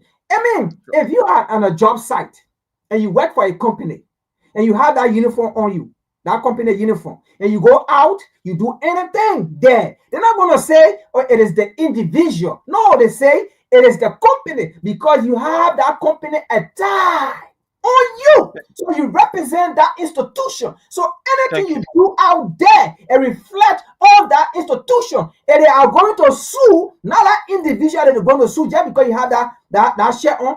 It is the institution they're going to sue because it is the shite of that institution that was out there committing whatsoever you committed or anything you did out there. It is the institution that it will reflect on. So what he did down there, he himself, I don't even know what he was doing down there. Put it left on table. My brother, Eric, I want you to talk in regard to this particular behavior that was exhibited by the police RG. I know that usually when this kind of thing happens, people will immediately call for muster, where the men will gather, void of any kind of camera thing. Because these were not the only people that were involved into it. What's the people who were dancing it? They didn't get sense. The people who were dancing the music, they were saying, oh, we're not called a warrior, but oh, man, this, that, other thing. The other people who were dancing because they were there dancing, would you, they were dancing. So you just only call these people out? They men were only singing. So what's about the men who are dancing? There were other people who were dancing. The videos are here. There were other people who were even jumping up and doing that. So you call them. You only call these few group of people. You see the stupidity of Gregory Como? But my brother Eric, I don't know. Let's hear from you on this. What do you make of this particular thing that he called people in his office, crank his legs? I think there were about 3 or 4, and then according to him, he said he was, trying to chastise them, or I don't know. What do you make of this? Look, Prince, these people, they committed no human right violation. What Gregory was on is what I refer to as showmanship. What Gregory has not called the people who did the massacre in King George to publicly reprimand them like the way he's doing to these police officers. What has he not called the police officers that opened fire on the protester led by Jean-Jacques Babet at the Capitol building, where Councillor Pierre Bramboux was tear gassed. And today she still suffers the visual impairment in one of her eyes. Why has he not called those people to account? A Liberian citizen who was in the police custody in Lofa County was found dead. They claimed that he hung himself, but pathology report shows that his death was mysterious and it should be investigated. Those are the people that Gregory Coleman we expect to summon, not people who dancing and merrymaking. I mean, it's just like a moral collapse on the part of the people. But that's not a human right violation. They didn't kill, they didn't murder. It's not a human right abuse on another person. It's just that ethically they should not have done that. So I'm not going to beat on those people for ethical breach. I'm more concerned about the people who took live bullet on the people in Kidman. I'm more concerned about the people who took live bullet at the Capitol building and wounded people when Jean-Jacques Babet did a protest. I'm more concerned about the people who should have been protecting the Capitol building when the Capitol building was gutted by fire on the 18th of December 2024. Those are the people we should be holding, or the police inspector general. We used to call him, how you call it, police director. Now they say the police inspector general, according to Pierre Bramboux. They call it, those are the people we should be holding accountable, not people who dancing and merrymaking. So that is a showmanship. Let's not give that thing relevant. But look at the man's body language. The man was either drunk or high on drugs, crossed his legs, and he painted his lips, and all the kind of things that women will be doing are things that the men are doing over there. So a serious man over there. So Prince, don't waste our time on that man. That man. If you go, sorry, my brother Frank. If you go to the petition that was submitted during the protest, he's one of those listed for dismissal. So we should be calling for that man dismissal and not wasting time on him. Go ahead, Frank. Yeah, like I just want to add, right? Like what you said, right? In our video.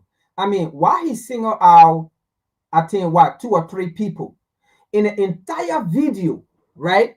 All of them displays a misconduct because they have a police director who does not know his function or who does not know what he needs to do, right?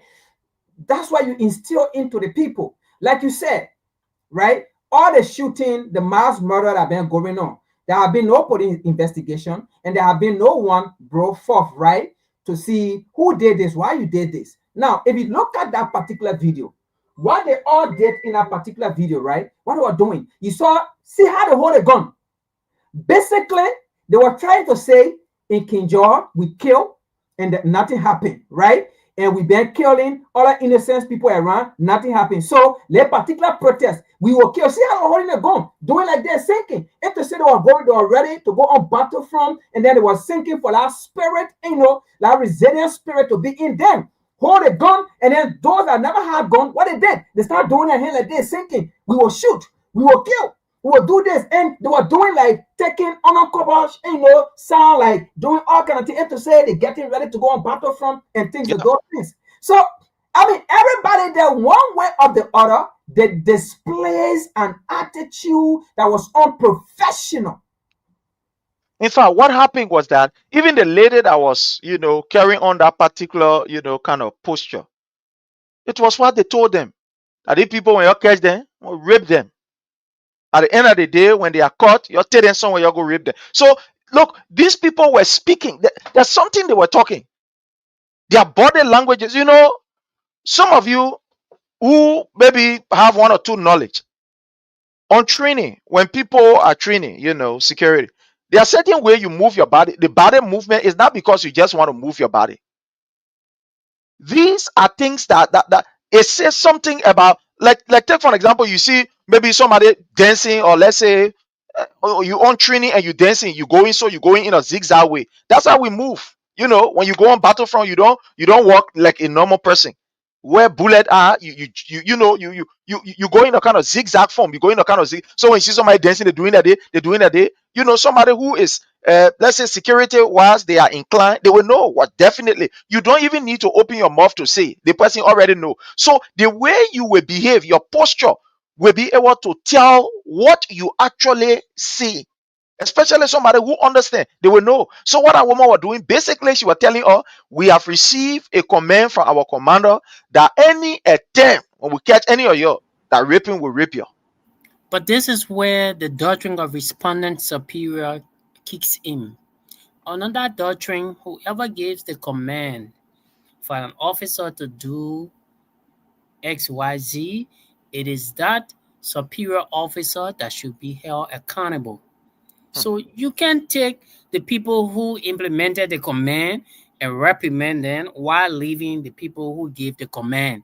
If you watch the video, like Friend said, there was a command giving. Who gave the command? Did you see who gave the command standing over there? Who saw the people who were dramatizing what the command instructed them to do?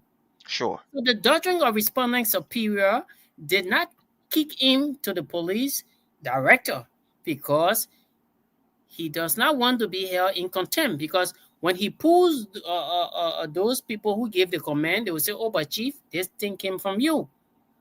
This was a show of force that they were dramatizing to intimidate the protester or threaten them not to attend the protest. To tell you, say, like you rightly said, Prince, that this is what will be done to you if you attend the protest. Go back to Front Page Africa clip on the day of the protest.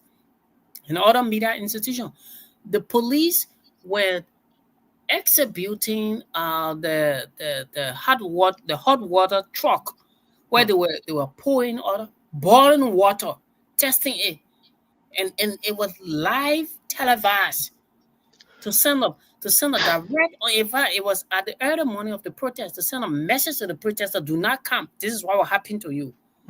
So all of what you saw those people doing, I'm not going to hold those people who were implementing. I'm going to look at the people who are giving the orders. That's what I'm saying. Those people who were in Gregory Cuomo's office, those are not the people that should be in his office. That's the people who released the order to tell him, say, do this. Sing this song, do this one. Those are the people. They were just implementing. Even though under the Geneva Convention, if you implement an unlawful order, you can also be held accountable, but that does not negate the fact that the man who gave you the order will also not be held accountable. So if Greg Cuomo is holding the people in contempt, he should also hold the people who gave the order for these people. Right? Most of what we are protesting for in the country is against, or not against, but in favor of the very police. Because if you look at the police, go back to the U.S. State Department human rights reports. Most of the reports every year, they tell you the judiciary is the most corrupt branch of the government of Liberia. Come to the judiciary, you look at the justice system, which is under the executive. When you come to the justice system, it's the worst. The police, every day they take bribe from taxi driver, from Pen, from Keke. Look at the way they live. Most of them, they are filthy. I'm sorry to say, but it's the fact. They're filthy. Look at the uniform on them. The sun has beat on it to the extent that it lost its blue color. We don't know which color is that they're wearing. Many of them are malnourished. So these are the victims that we're even protesting for. But because when we announce protest, the government comes and gives them a few dollars. So they put new uniform on them, give them helmet. So in their mind, we have to protect our bosses. But these people are the victim. It comes back to my genesis of my conversation that these are the victims. So let us not beat on them. Look at the police officers under the ring for hours in the names of wanting to man protect. It was not Gregory Cuomo who was standing under the ring. Gregory Cuomo was in his office drinking his Hennessy. Okay? And engaging in all kinds of social activities with both male and female. So he was not the one who was under the hot sun. That man was living lavishly, being guarded by guns all around him.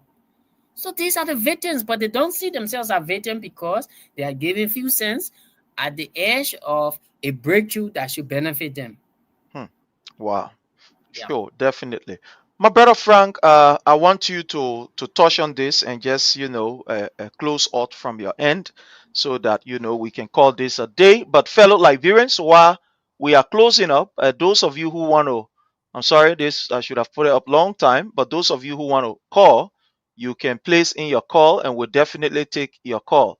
Those of you who want to call. But let's go to our brother Frank. My brother Frank, Joseph Jomo Boyka attended, according to him, the African Leader Summit by the President of the United States, where he called leaders from Africa, to come and discuss issues relative to America's own, one would say agenda. Let's hear from you, and maybe you can just put in your final comments in the last 3 minutes. Let's hear from you. What do you make of Joseph Jomo Boyka's presence here, even after his presentation? We saw him lying in his presentation, his few-minute presentation, and afterwards, But let's hear from you on that as you close off on your end. You see, thank you so much, Brother Prince. It baffled me up to this time to really comprehend why that trade in the first place was made. Before Boyka came, as we saw the locomotion on Facebook, and some of the supporter, the believer of a failed government, even when posted on Facebook that why don't you want the president to attend this summit? Why are you saying this? Why are you guys writing this? Why are you guys doing this, right? And then they said the purpose of this summit or of this meeting is from aid to trade, right? It's from aid to trade. That's what they told us. Now, again, if you read the U.S. Embassy report that they put out when Boyka and the HPX and the corrupt U.S. Embassy in Monrovia, Liberia, Mark Turner, all right, when they signed a secret deal on a Sunday. Now, in that deal that they signed, Mark Turner also wrote that the summit, all right, was about Liberia being elevated from aid to trade. And that was what this meeting was about. So in other words, the title of this meeting or of that summit was from aid to what? Trade. Now, as we all know, in a very simple form, if someone tell you say trade, it just means I give you something and you give me something in return, right? Simple. That's trade. Now, so I believe if Boyka was coming out here, we have the most educated ever in the history of Liberia, right? Now, that is not true, but I want to play for all of them a little bit. We have the most educated government ever in the history of Liberia. Now, you're supposed to know what trade is.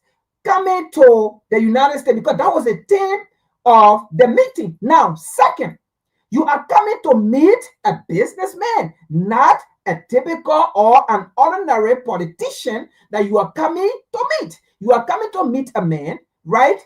And you meeting this man, you coming with your proposal because you are not coming to beg Donald Trump for aid. You are not coming to beg him for money. You are coming with what you think the United States can benefit from Liberia and what you think Liberia can benefit from the United States. In simple way, you are coming with your, how they call it, your policies agenda or your agenda that you have written for the 2 years that you have how they call it, done some of them within a 1 year and a half year you are set for. So now, coming to meet Donald Trump, you are coming with your policy, letting him know that this is my policy, this is what I want, and, you know, in this area. And then Donald Trump go through yours, you go through Donald Trump, and then you make a deal, sign a paper, and you think it is in the interest of Liberia. But no, their president, not my president, their president went to Washington, D.C.,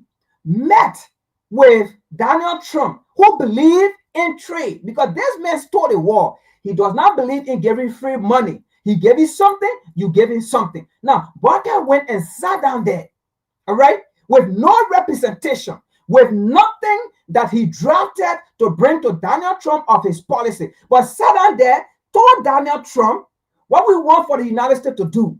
First of all, the United States have been a great partner to Liberia. Donald Trump does not believe in those things. He don't want to hear that. Now, they know already the United States have some kind of quote unquote, right? Quote unquote, deal with Liberia or relationship with Liberia. They know that. We know that. But he sat down there again and said, we even celebrated a United States holiday at the embassy. Those things, that's not policy that you want to draft or policy that will move Liberia. And then he also said, you know, we have all these vast mineral resources, but what we want for the United States to do, to come and survey our mineral resources. That is not a deal again. That is not a deal. That is not a trade again. That is not a trade. All right? To tell Donald Trump to come and survey your mineral resources. It is not a trade deal. Donald Trump will not come to survey your mineral resources. And second, I will tell you, every bit of resources in our country, the United States know everything from top bottom, from 1822, they up to 2025. They know every resources in our country. Maybe that you not know. Now, you did that. That is why Donald Trump looked at him and said, you speak good English. Because at the end of the day, there was nothing in what he said as a what? Trade agreement. Donald Trump does not, and then he said he believed in Donald Trump policy, making America great again. No, that is not a trade. You're not going to trade that with Donald Trump. And that is why Donald Trump played full all of it. And I can tell you, if even Donald Trump was to ask Barker, right, Mr. President, what is your name? He was going to say, yes, sir. Because they asked him, where did you learn your English? He said, yes, sir. So Donald Trump was going to ask him, Mr. President, what is your name? He was going to say, yes, sir. Thank you, sir. Sure, sir. Yes, sir. I believe you, sir. You see, that's the thing you're going to say. Now, not knowing, Barker had a very good platform to come and present to Donald Trump. Why? Because before he came to the US, there was a video that was already published. He spoke about it that the Chinese government came out with a scientific, report, holistic report of the mineral resources in Liberia. And I believe in that report, the Chinese name all the mineral resources Liberia have in Liberia there. So why are you telling Donald Trump to come and do another scientific report when you told us the Chinese have concluded, he said concluded, a scientific mineral report of the country? Now, this is where Barker should have drawn his policy, right? Tell Donald Trump, these are our report. that we have. This is the kind of mineral resources we have. And then we have our population. We are working in this. But because of technical know-how and whatsoever, we need your expertise. We need to bring some of our people to train them, whatsoever the situation may be. I'm just saying something. These are some of the things you have said. And then Donald Trump is going to look at it and say, well, if I'm doing this, then I need certain percent or share in here. If you see it is good, then you go with a deal. I'm not saying that's what he should have done, but I'm just giving an example. But you see, it got caught up with him because we spoke about it. And then he went back to Liberia. When they interviewed him, then before he said, oh, the Chinese did not come, the Chinese only did what? 2 counties. Okay? When they did their mineral report. But again, in his report, he did not say in all the counties, the Chinese concluded, okay, with these resources in only 2 counties. That's what he should have said. But you said the Chinese have concluded their mineral investigation, scientific.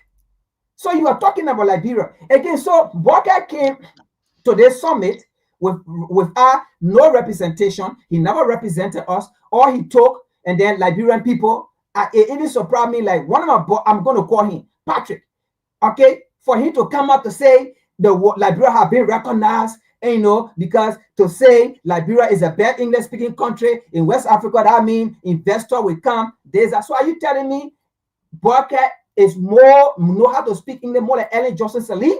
Are you telling me Bawker know how to speak English more like Joseph Jingen Rabo, the people that were born here, grew up here, went to school here? That not be one of Gene Espin. These are all white people. These are all European or American names. Arthur Barkley, all of these people. Are you telling me those people did not know English? Did they build Liberia? They never. Did they improve take off from poverty? They never. So English cannot build a country. If not, China was not going to be built. English did not build China. English did not build, India. English do not build a nation. What build a nation is patriotic citizen. What build a nation is nationalist. What build a nation is investing in the human capacity of your people. What build a nation is being able, right, to be a visionary, what resources wise, right, especially in this modern time, use your resources wisely to improve the life of your people. But other than that, English cannot build a country. And they try to say Liberia have been recognized. I don't want to be part of Liberia. That's what I got to say. Bawker poorly represented us. And again, Bawker have no connection. All right. The only place that Bawker could survive with his government, it is this country. And if this country have been unable to provide for him, Liberia would not be rescued. Because even when he came for the agriculture summit, did Liberia ever receive any funding in agriculture? When he sat down here and spoke with Joe Biden, that, and you know, Liberia need this. An agriculture, because that's his expert area there, that's his degree there. But he came for an agriculture summit and he did not get no funding. The truth is, if America can support Bawker in funding to move this country forward, you have no connection. Liberia, brace yourself. You're going to be like this forever for the next election. Thank you so much. My brother Eric, let's hear from you.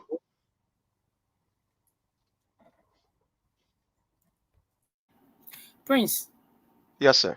As I conclude, you raise a serious issue about the impact of Mr. Bawker's trip to the U.S.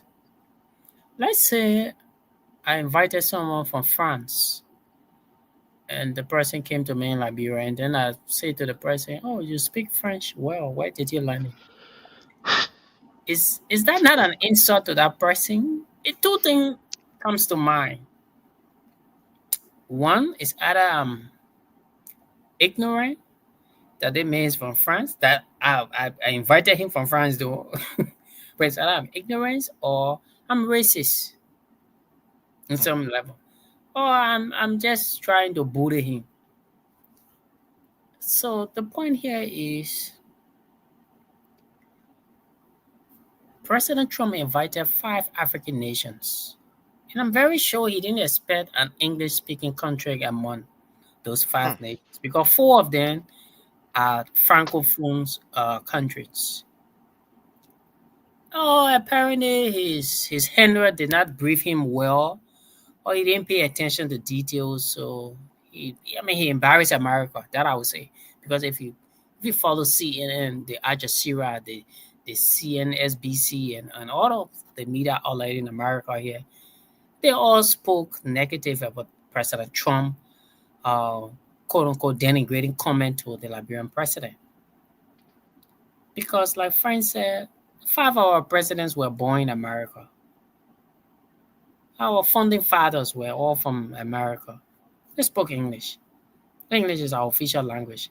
So if we send our president here and all that he said, the only thing that could catch your attention was his English, that's degrading for him. But Mr. Boyka felt pride. We would have thought he was used that occasion to say, oh, Mr. Trump, English is our official language in Liberia. We are settlers from days, and he would have provided some historical antecedent to remind President Trump. Perhaps he had forgotten, but instead he was there doing yes sir, yes sir, yes sir. Look at the way our African brothers booted up Nigerians, Ghanaians, so Africans. They booted up. We were booted that our president was submitting yes sir, yes sir, yes sir to a condescending quote unquote compliment to him. Man, I wrote about that. It's not Liberian, initially, but when the international wire began to report, many of them buried their head in shame. But let's leave that. What did he return with? He returned with zero. He returned with zero. Gabon. The president of Gabon did not speak English, but he returned with 500 million United States dollars in terms of trade. This meeting was about trade and not aid. Mr. Parker did not understand that. He went there with a historic city that Frank rightly said to talk about bilateral ties between America and Liberia. Trump doesn't care about that. He doesn't care. UNICEF, here we call it the USAID. USAID cut all the support to Liberia. The HIV rate is on the increase in Liberia. Teenage pregnancy is growing. Maternal mortality. Look at the lady that was denied at Redemption Hospital. USAID support is up. The country is shrinking down. So we were thought that Braga would have made a case to say, Mr. President, though you said this, but this is the reality back home. We cannot cope with it now in these challenging times. But he was there talking about the historicity between America and Liberia, which he obviously knew that the invitation that he received was not about aid, it was about trade. And Frank, you put it right. Even the trade, he put it perform. He talks about he wants America to do assessment about your resources. When you already informed the Liberian people in the January 2025 State of Nation address that the Chinese have handled that, they according to him, quote unquote, comprehensive survey about our mineral deposit in the country. He said that the Americans do attend every State of Nation address. They attend even your July 26th anniversary, your country anniversary or independence. They attend that those occasions. The last time they boycotted because you brought a communist who was saying America has done nothing for Liberia. That's why they boycotted. But they always attend these things. They have record about these things. They are aware that you already informed them that the Chinese have done survey. So why go inform Donald Trump that you need American to come do survey with something that you have already reported back, you have reported to your people that have already been concluded? This does not make a sense. So at the end of the day, we'll begin victim. Do you know how many thousands of United States dollars was spent on Braga and more than 40 of his delegates to come to America here and live in 5-star hotel in Washington, D.C. and return with zero? What do we benefit as a result of that? Nothing. Our country was bullied. We were bullied. So it's a national shame and a national disgrace. But again, we expect this. There's a president who been in power for more than 15 months. He has brought back nothing from his useless trips other than MOUs that never works. He talks about $3 billion from China, zero. He talks about investment in Grand Bazaar, zero. He talks about buses from Ghana, zero.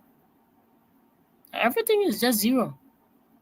So I wasn't surprised, but I was embarrassed about the inferiority complex that President Boubacar exhibited on a foreign soil. On a foreign soil. That's what made me, and I'm still embarrassed about it. On a foreign soil, you evoke your inferiority complex. Yes, sir. Yes, sir. While your in diplomacy, we call it your counterpart. While your counterpart is speaking to you, they're saying yes, sir. Yes, sir. Especially under a president like Trump, whose egos is above his presidency. What have you done? You just disarm yourself and made your country a laughing stock to the international community. The international press was on Liberia's side by Trump degrading us by referencing English. Prince, we're all here. When you are explaining something substantive to the typical Americans and they begin to talk about your English good, is that complimentary? It's not complimentary. It's condescending. They are only sending you a decoded message that you're not from here, that you don't belong here. We can detect from the way. In fact, normally they say you have an accent. It's not complimentary. Please, you have an accent. It's not complimentary. Braga saw it as being complimentary. At the age of 80 years, so somebody still asking which school you attended, like the president want to give you a job. Those are questions that we can take when we go apply for a job. Not at the age where you almost, my grandma used to tell me, say, my one foot in the grave, the other one got no business, or not at that stage. Where you're one foot already in the grave, and the other one got no business, or then put as in which school you attended. Or what relevance is your school anymore when you're at the age of 80? What relevance is that? Was that a job interview? And Trump kept repeating it. Oh, Liberia? You got educated in Liberia? Trump never expected any of the leaders to speak English. That's the reality. That's the objective reality. He never knew that there was an English-speaking president among those people. He invited 5. All 4 of them spoke French. And it was translated. So when he heard Boubacar speaking, he's like, oh. So he assumed that there's a guy who in one of the French-speaking countries speaking English. So that's why it's not because even Boubacar presentation was poor. The United States of America, he was referring to the United States of America. He was there saying we has instead of we have. So his English was poor. But Trump was impressed that he even spoke English. Not that he spoke English well. Because in Trump's mind, the men will be speaking French.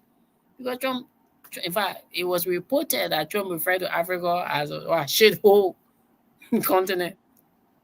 So he has limited information about what Africa is. Africa has nothing to gain.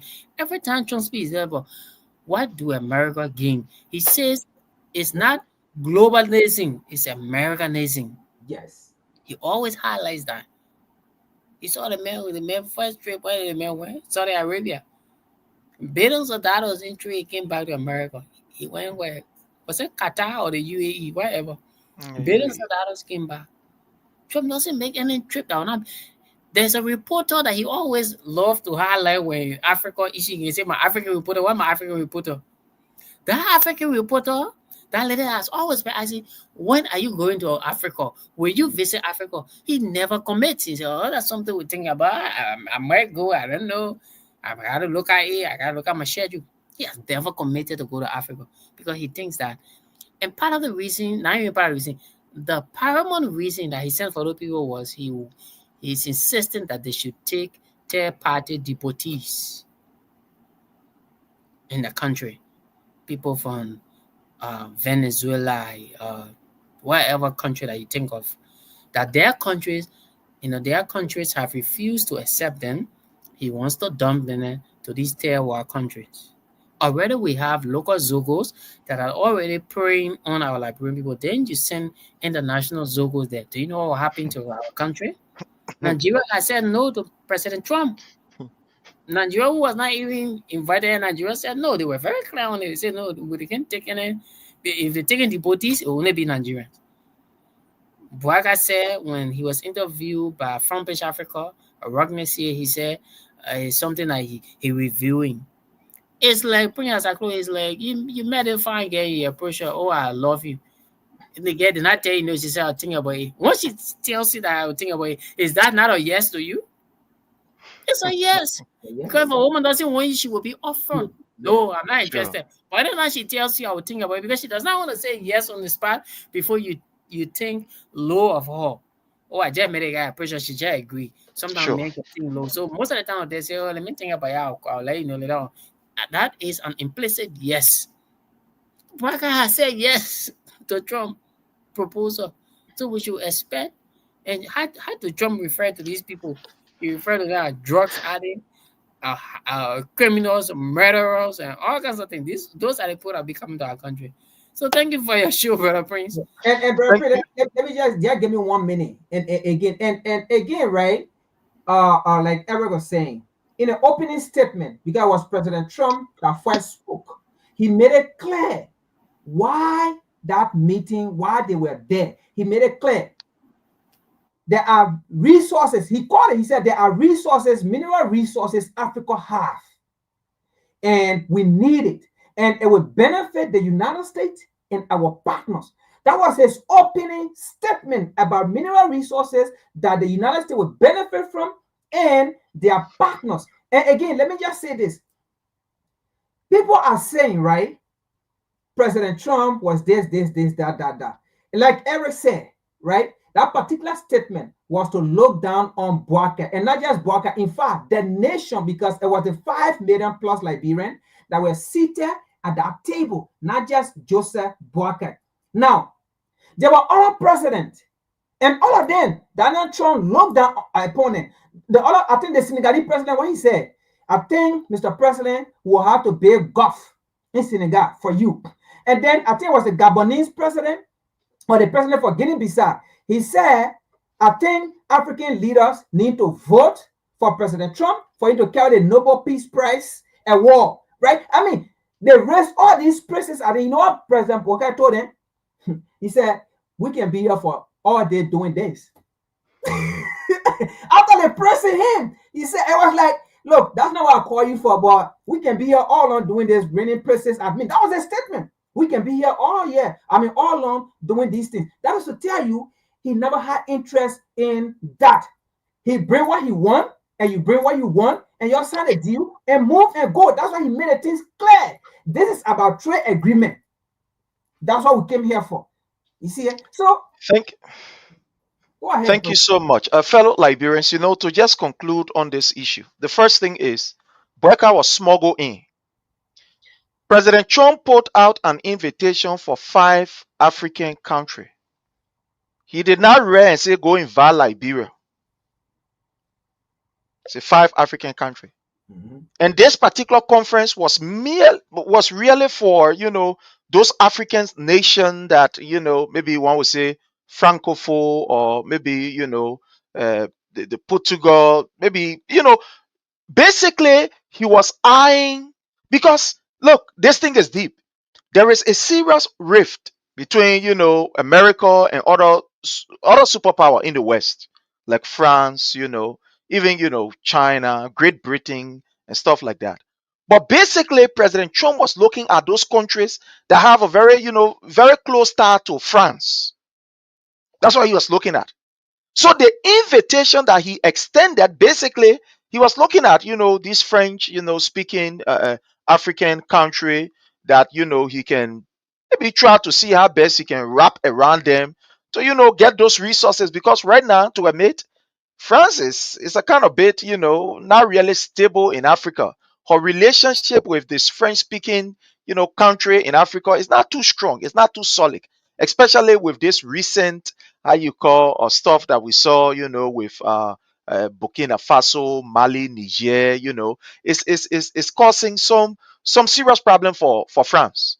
Even as I speak to you, those countries like Ivory Coast, Guinea, where right near us there, these people are trying to some extent, to kind of like, break away or try to shift their diplomatic pendulum from their traditional, let's say, colonial master to, maybe to other nations. So President Trump also want to kind of like, feed on that. They say, well, since this problem is there and these people, they are looking for new colonial master in terms of trade or who to deal with, and these people, they have some good minerals that we can actually make use of. So what he actually intended was to send for these, especially some of these African speaking country or these Portuguese maybe speaking country in Africa, that he can be able to do business with. That was the intention.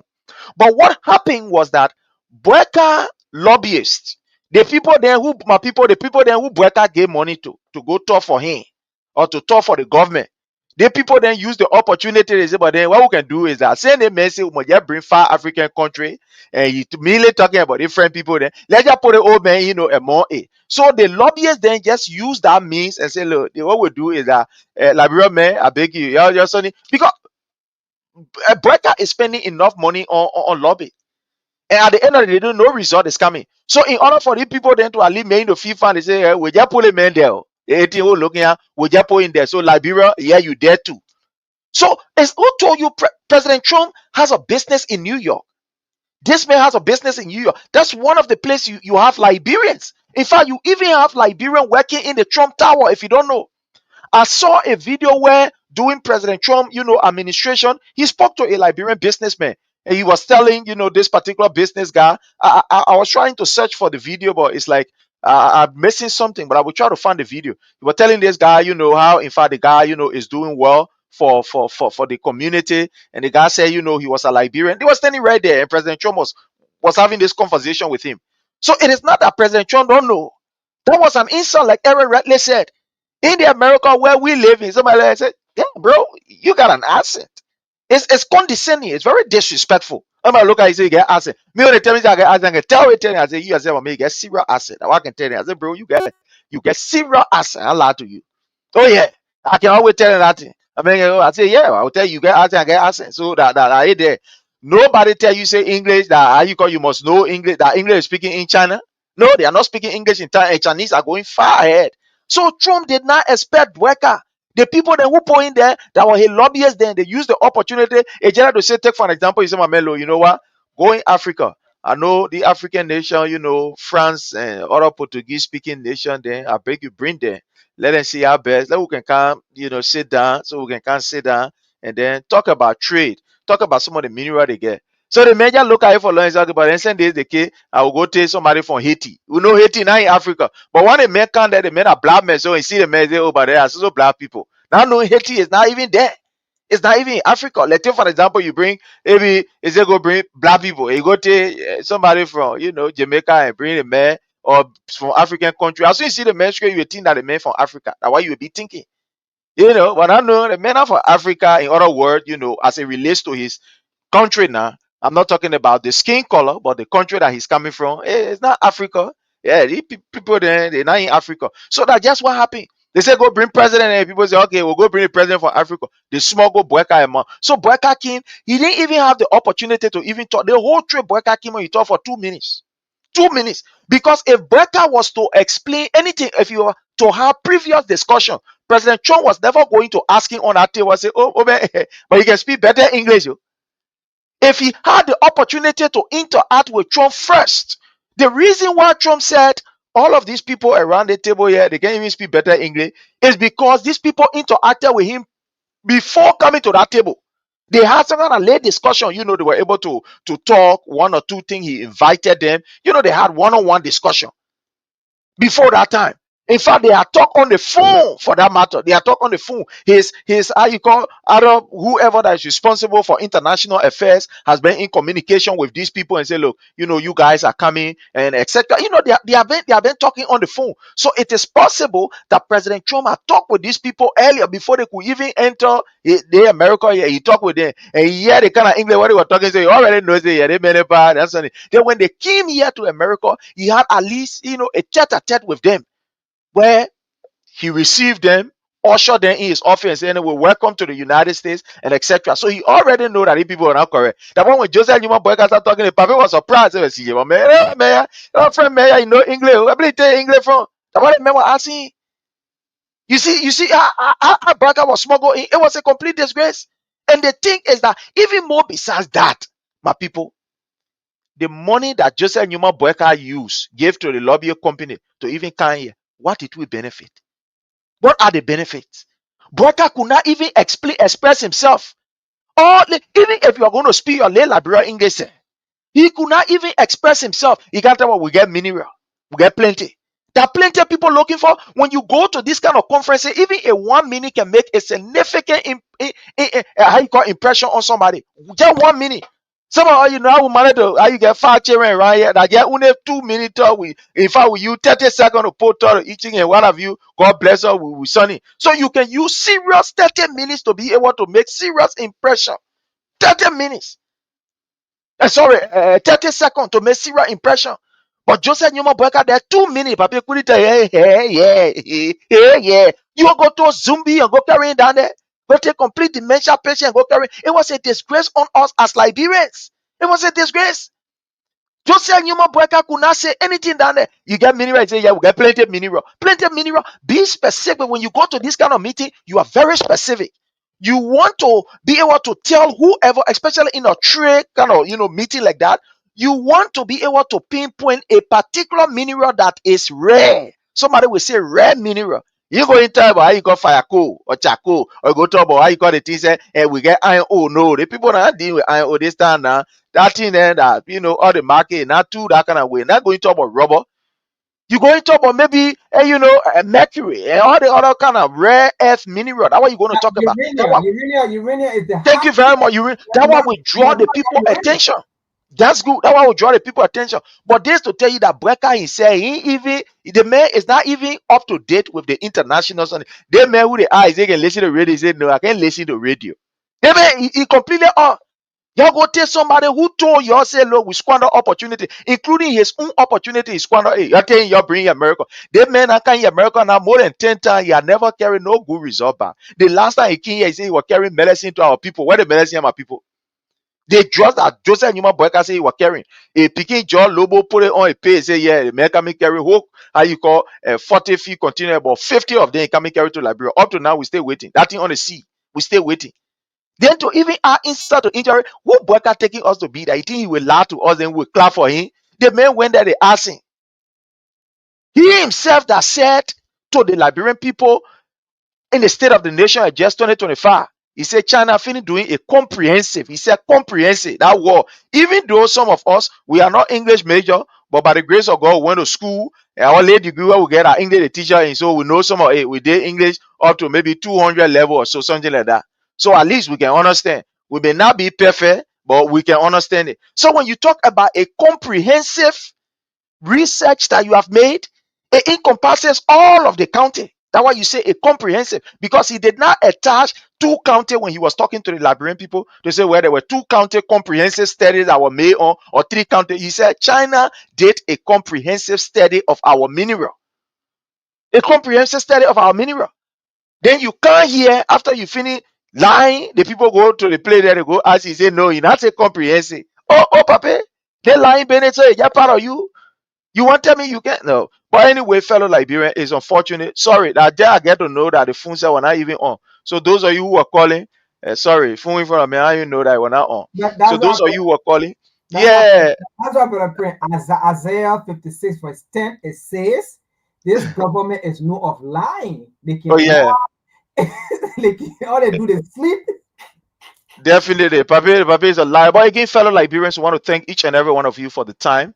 We really, really appreciate all of you. for your support and everything.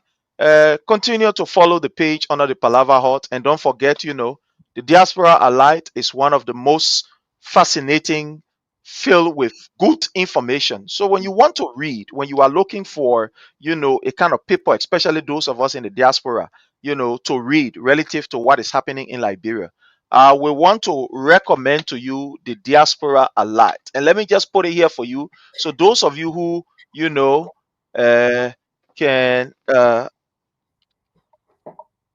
surf the net, that you will check it up there. Very, very wonderful stories. Everything you want to know about Liberia.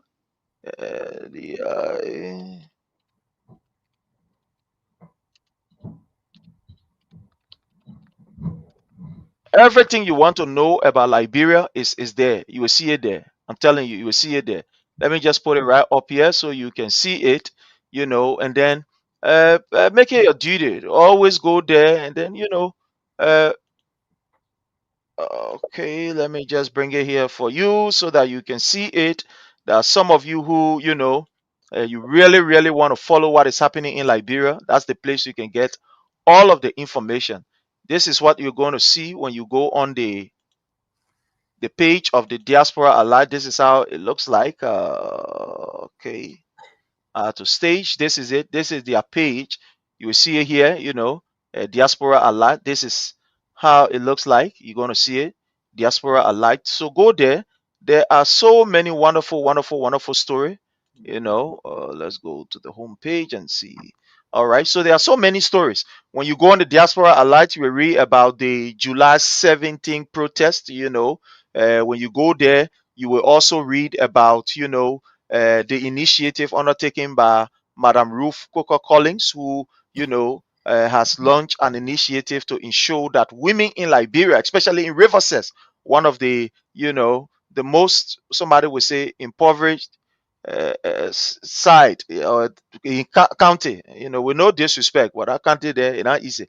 But you go there, you will see what she's doing in Riversest. So these are some of the story, you will see from the Diaspora Allied. A wonderful, wonderful story. Yeah. So go to the Diaspora Allied, subscribe to that particular page. You will see most stories everything that you need to know about Liberia. Yeah, you will actually find it there. You talk about investigative report, you're going to see it there. You talk about business, all of the trending news that you can ever think about, you will see it right there. So let me just copy this particular stuff and then put it here. Copy it and then put it there. So there's the Diaspora Allied, and let me put the link here. Okay, I'll put in the link right here. So this is the link. You see it right here. Let me put it right here. Yeah, that's the link. I'm going to put it the next time you will see it right there. I'm going to put it in the comment section. I'm going to pin it. But that is the Diaspora Alert, www.diasporaalert.com. So when you go there, all of the information that you are looking for about Liberia, you will be able to read it. Very, very interesting. And the thing that I really like about the Diaspora Alert is that they gave you detail in a very, very small package.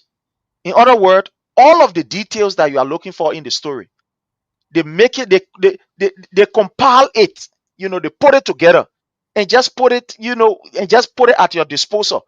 So you will not get tired reading it. It is not very, very long like some stories when you take in the newspaper. In fact, when you see the paper say the first by you call 5, 6, 7, 8 pages, you will see that alone say some of you that ain't let too much reading, look at it, see, well, that whole 5 pages, that will finish with it. So what they did is that they condense it, they make it look very, very, very simple, so that at the end of the day, you can be able to spend less time and read more. But let's hear from our brother Eric as he closes on this about the Diaspora Allied. And the next time, we are going to be pinning here so that at least you can have an opportunity to it. And we'll do something for the Diaspora Allied. Those of you who are commenting, those of you who are following, we got to start, acknowledging you, and we'll make you a sponsor of the show. So as you subscribe to the page, as you comment, you are automatically, let's say, a sponsor of Honor the Palava Hut. Well, Brother Eric, let's hear from you as we take a leave. Thank you, Prince. I appreciate the um, publicity for Diaspora Allied. It's just not for the people, Liberians that are in the diaspora, but it's also for Liberians back home. It's about informing you because there are some people who in Liberia do not have means of having up-to-date information, either because they don't have radio, their cell phone no data, they're just not informed. So we try to bring information to you free of charge. At Diaspora Alert, we don't collect money. You share your story with us. We look at it. We send our reporter to investigate it, and then we put it up for you free of charge. So, Mr. Sharif, thank you. It's a platform for everybody. We want everyone to have a say as it relates to moving our country forward. It's very important, even if you're a unity partisan and you have burning issues that relates to moving your country forward, you are also free to share your story with the diaspora alike. We don't charge you, we will publish your story. But here we verify information because we want dependability, we want reliability, we want all the ability you can think about. But most importantly, we have to report the truth to our people. Thank you, Prince, for the opportunity. Thank you so very kindly. So, fellow Liberians, until we meet again, I'm your brother, I'm your friend. And then, have a nice day. And don't forget to like, follow, and share the page. Thank you all very much and have yourself a God bless that night.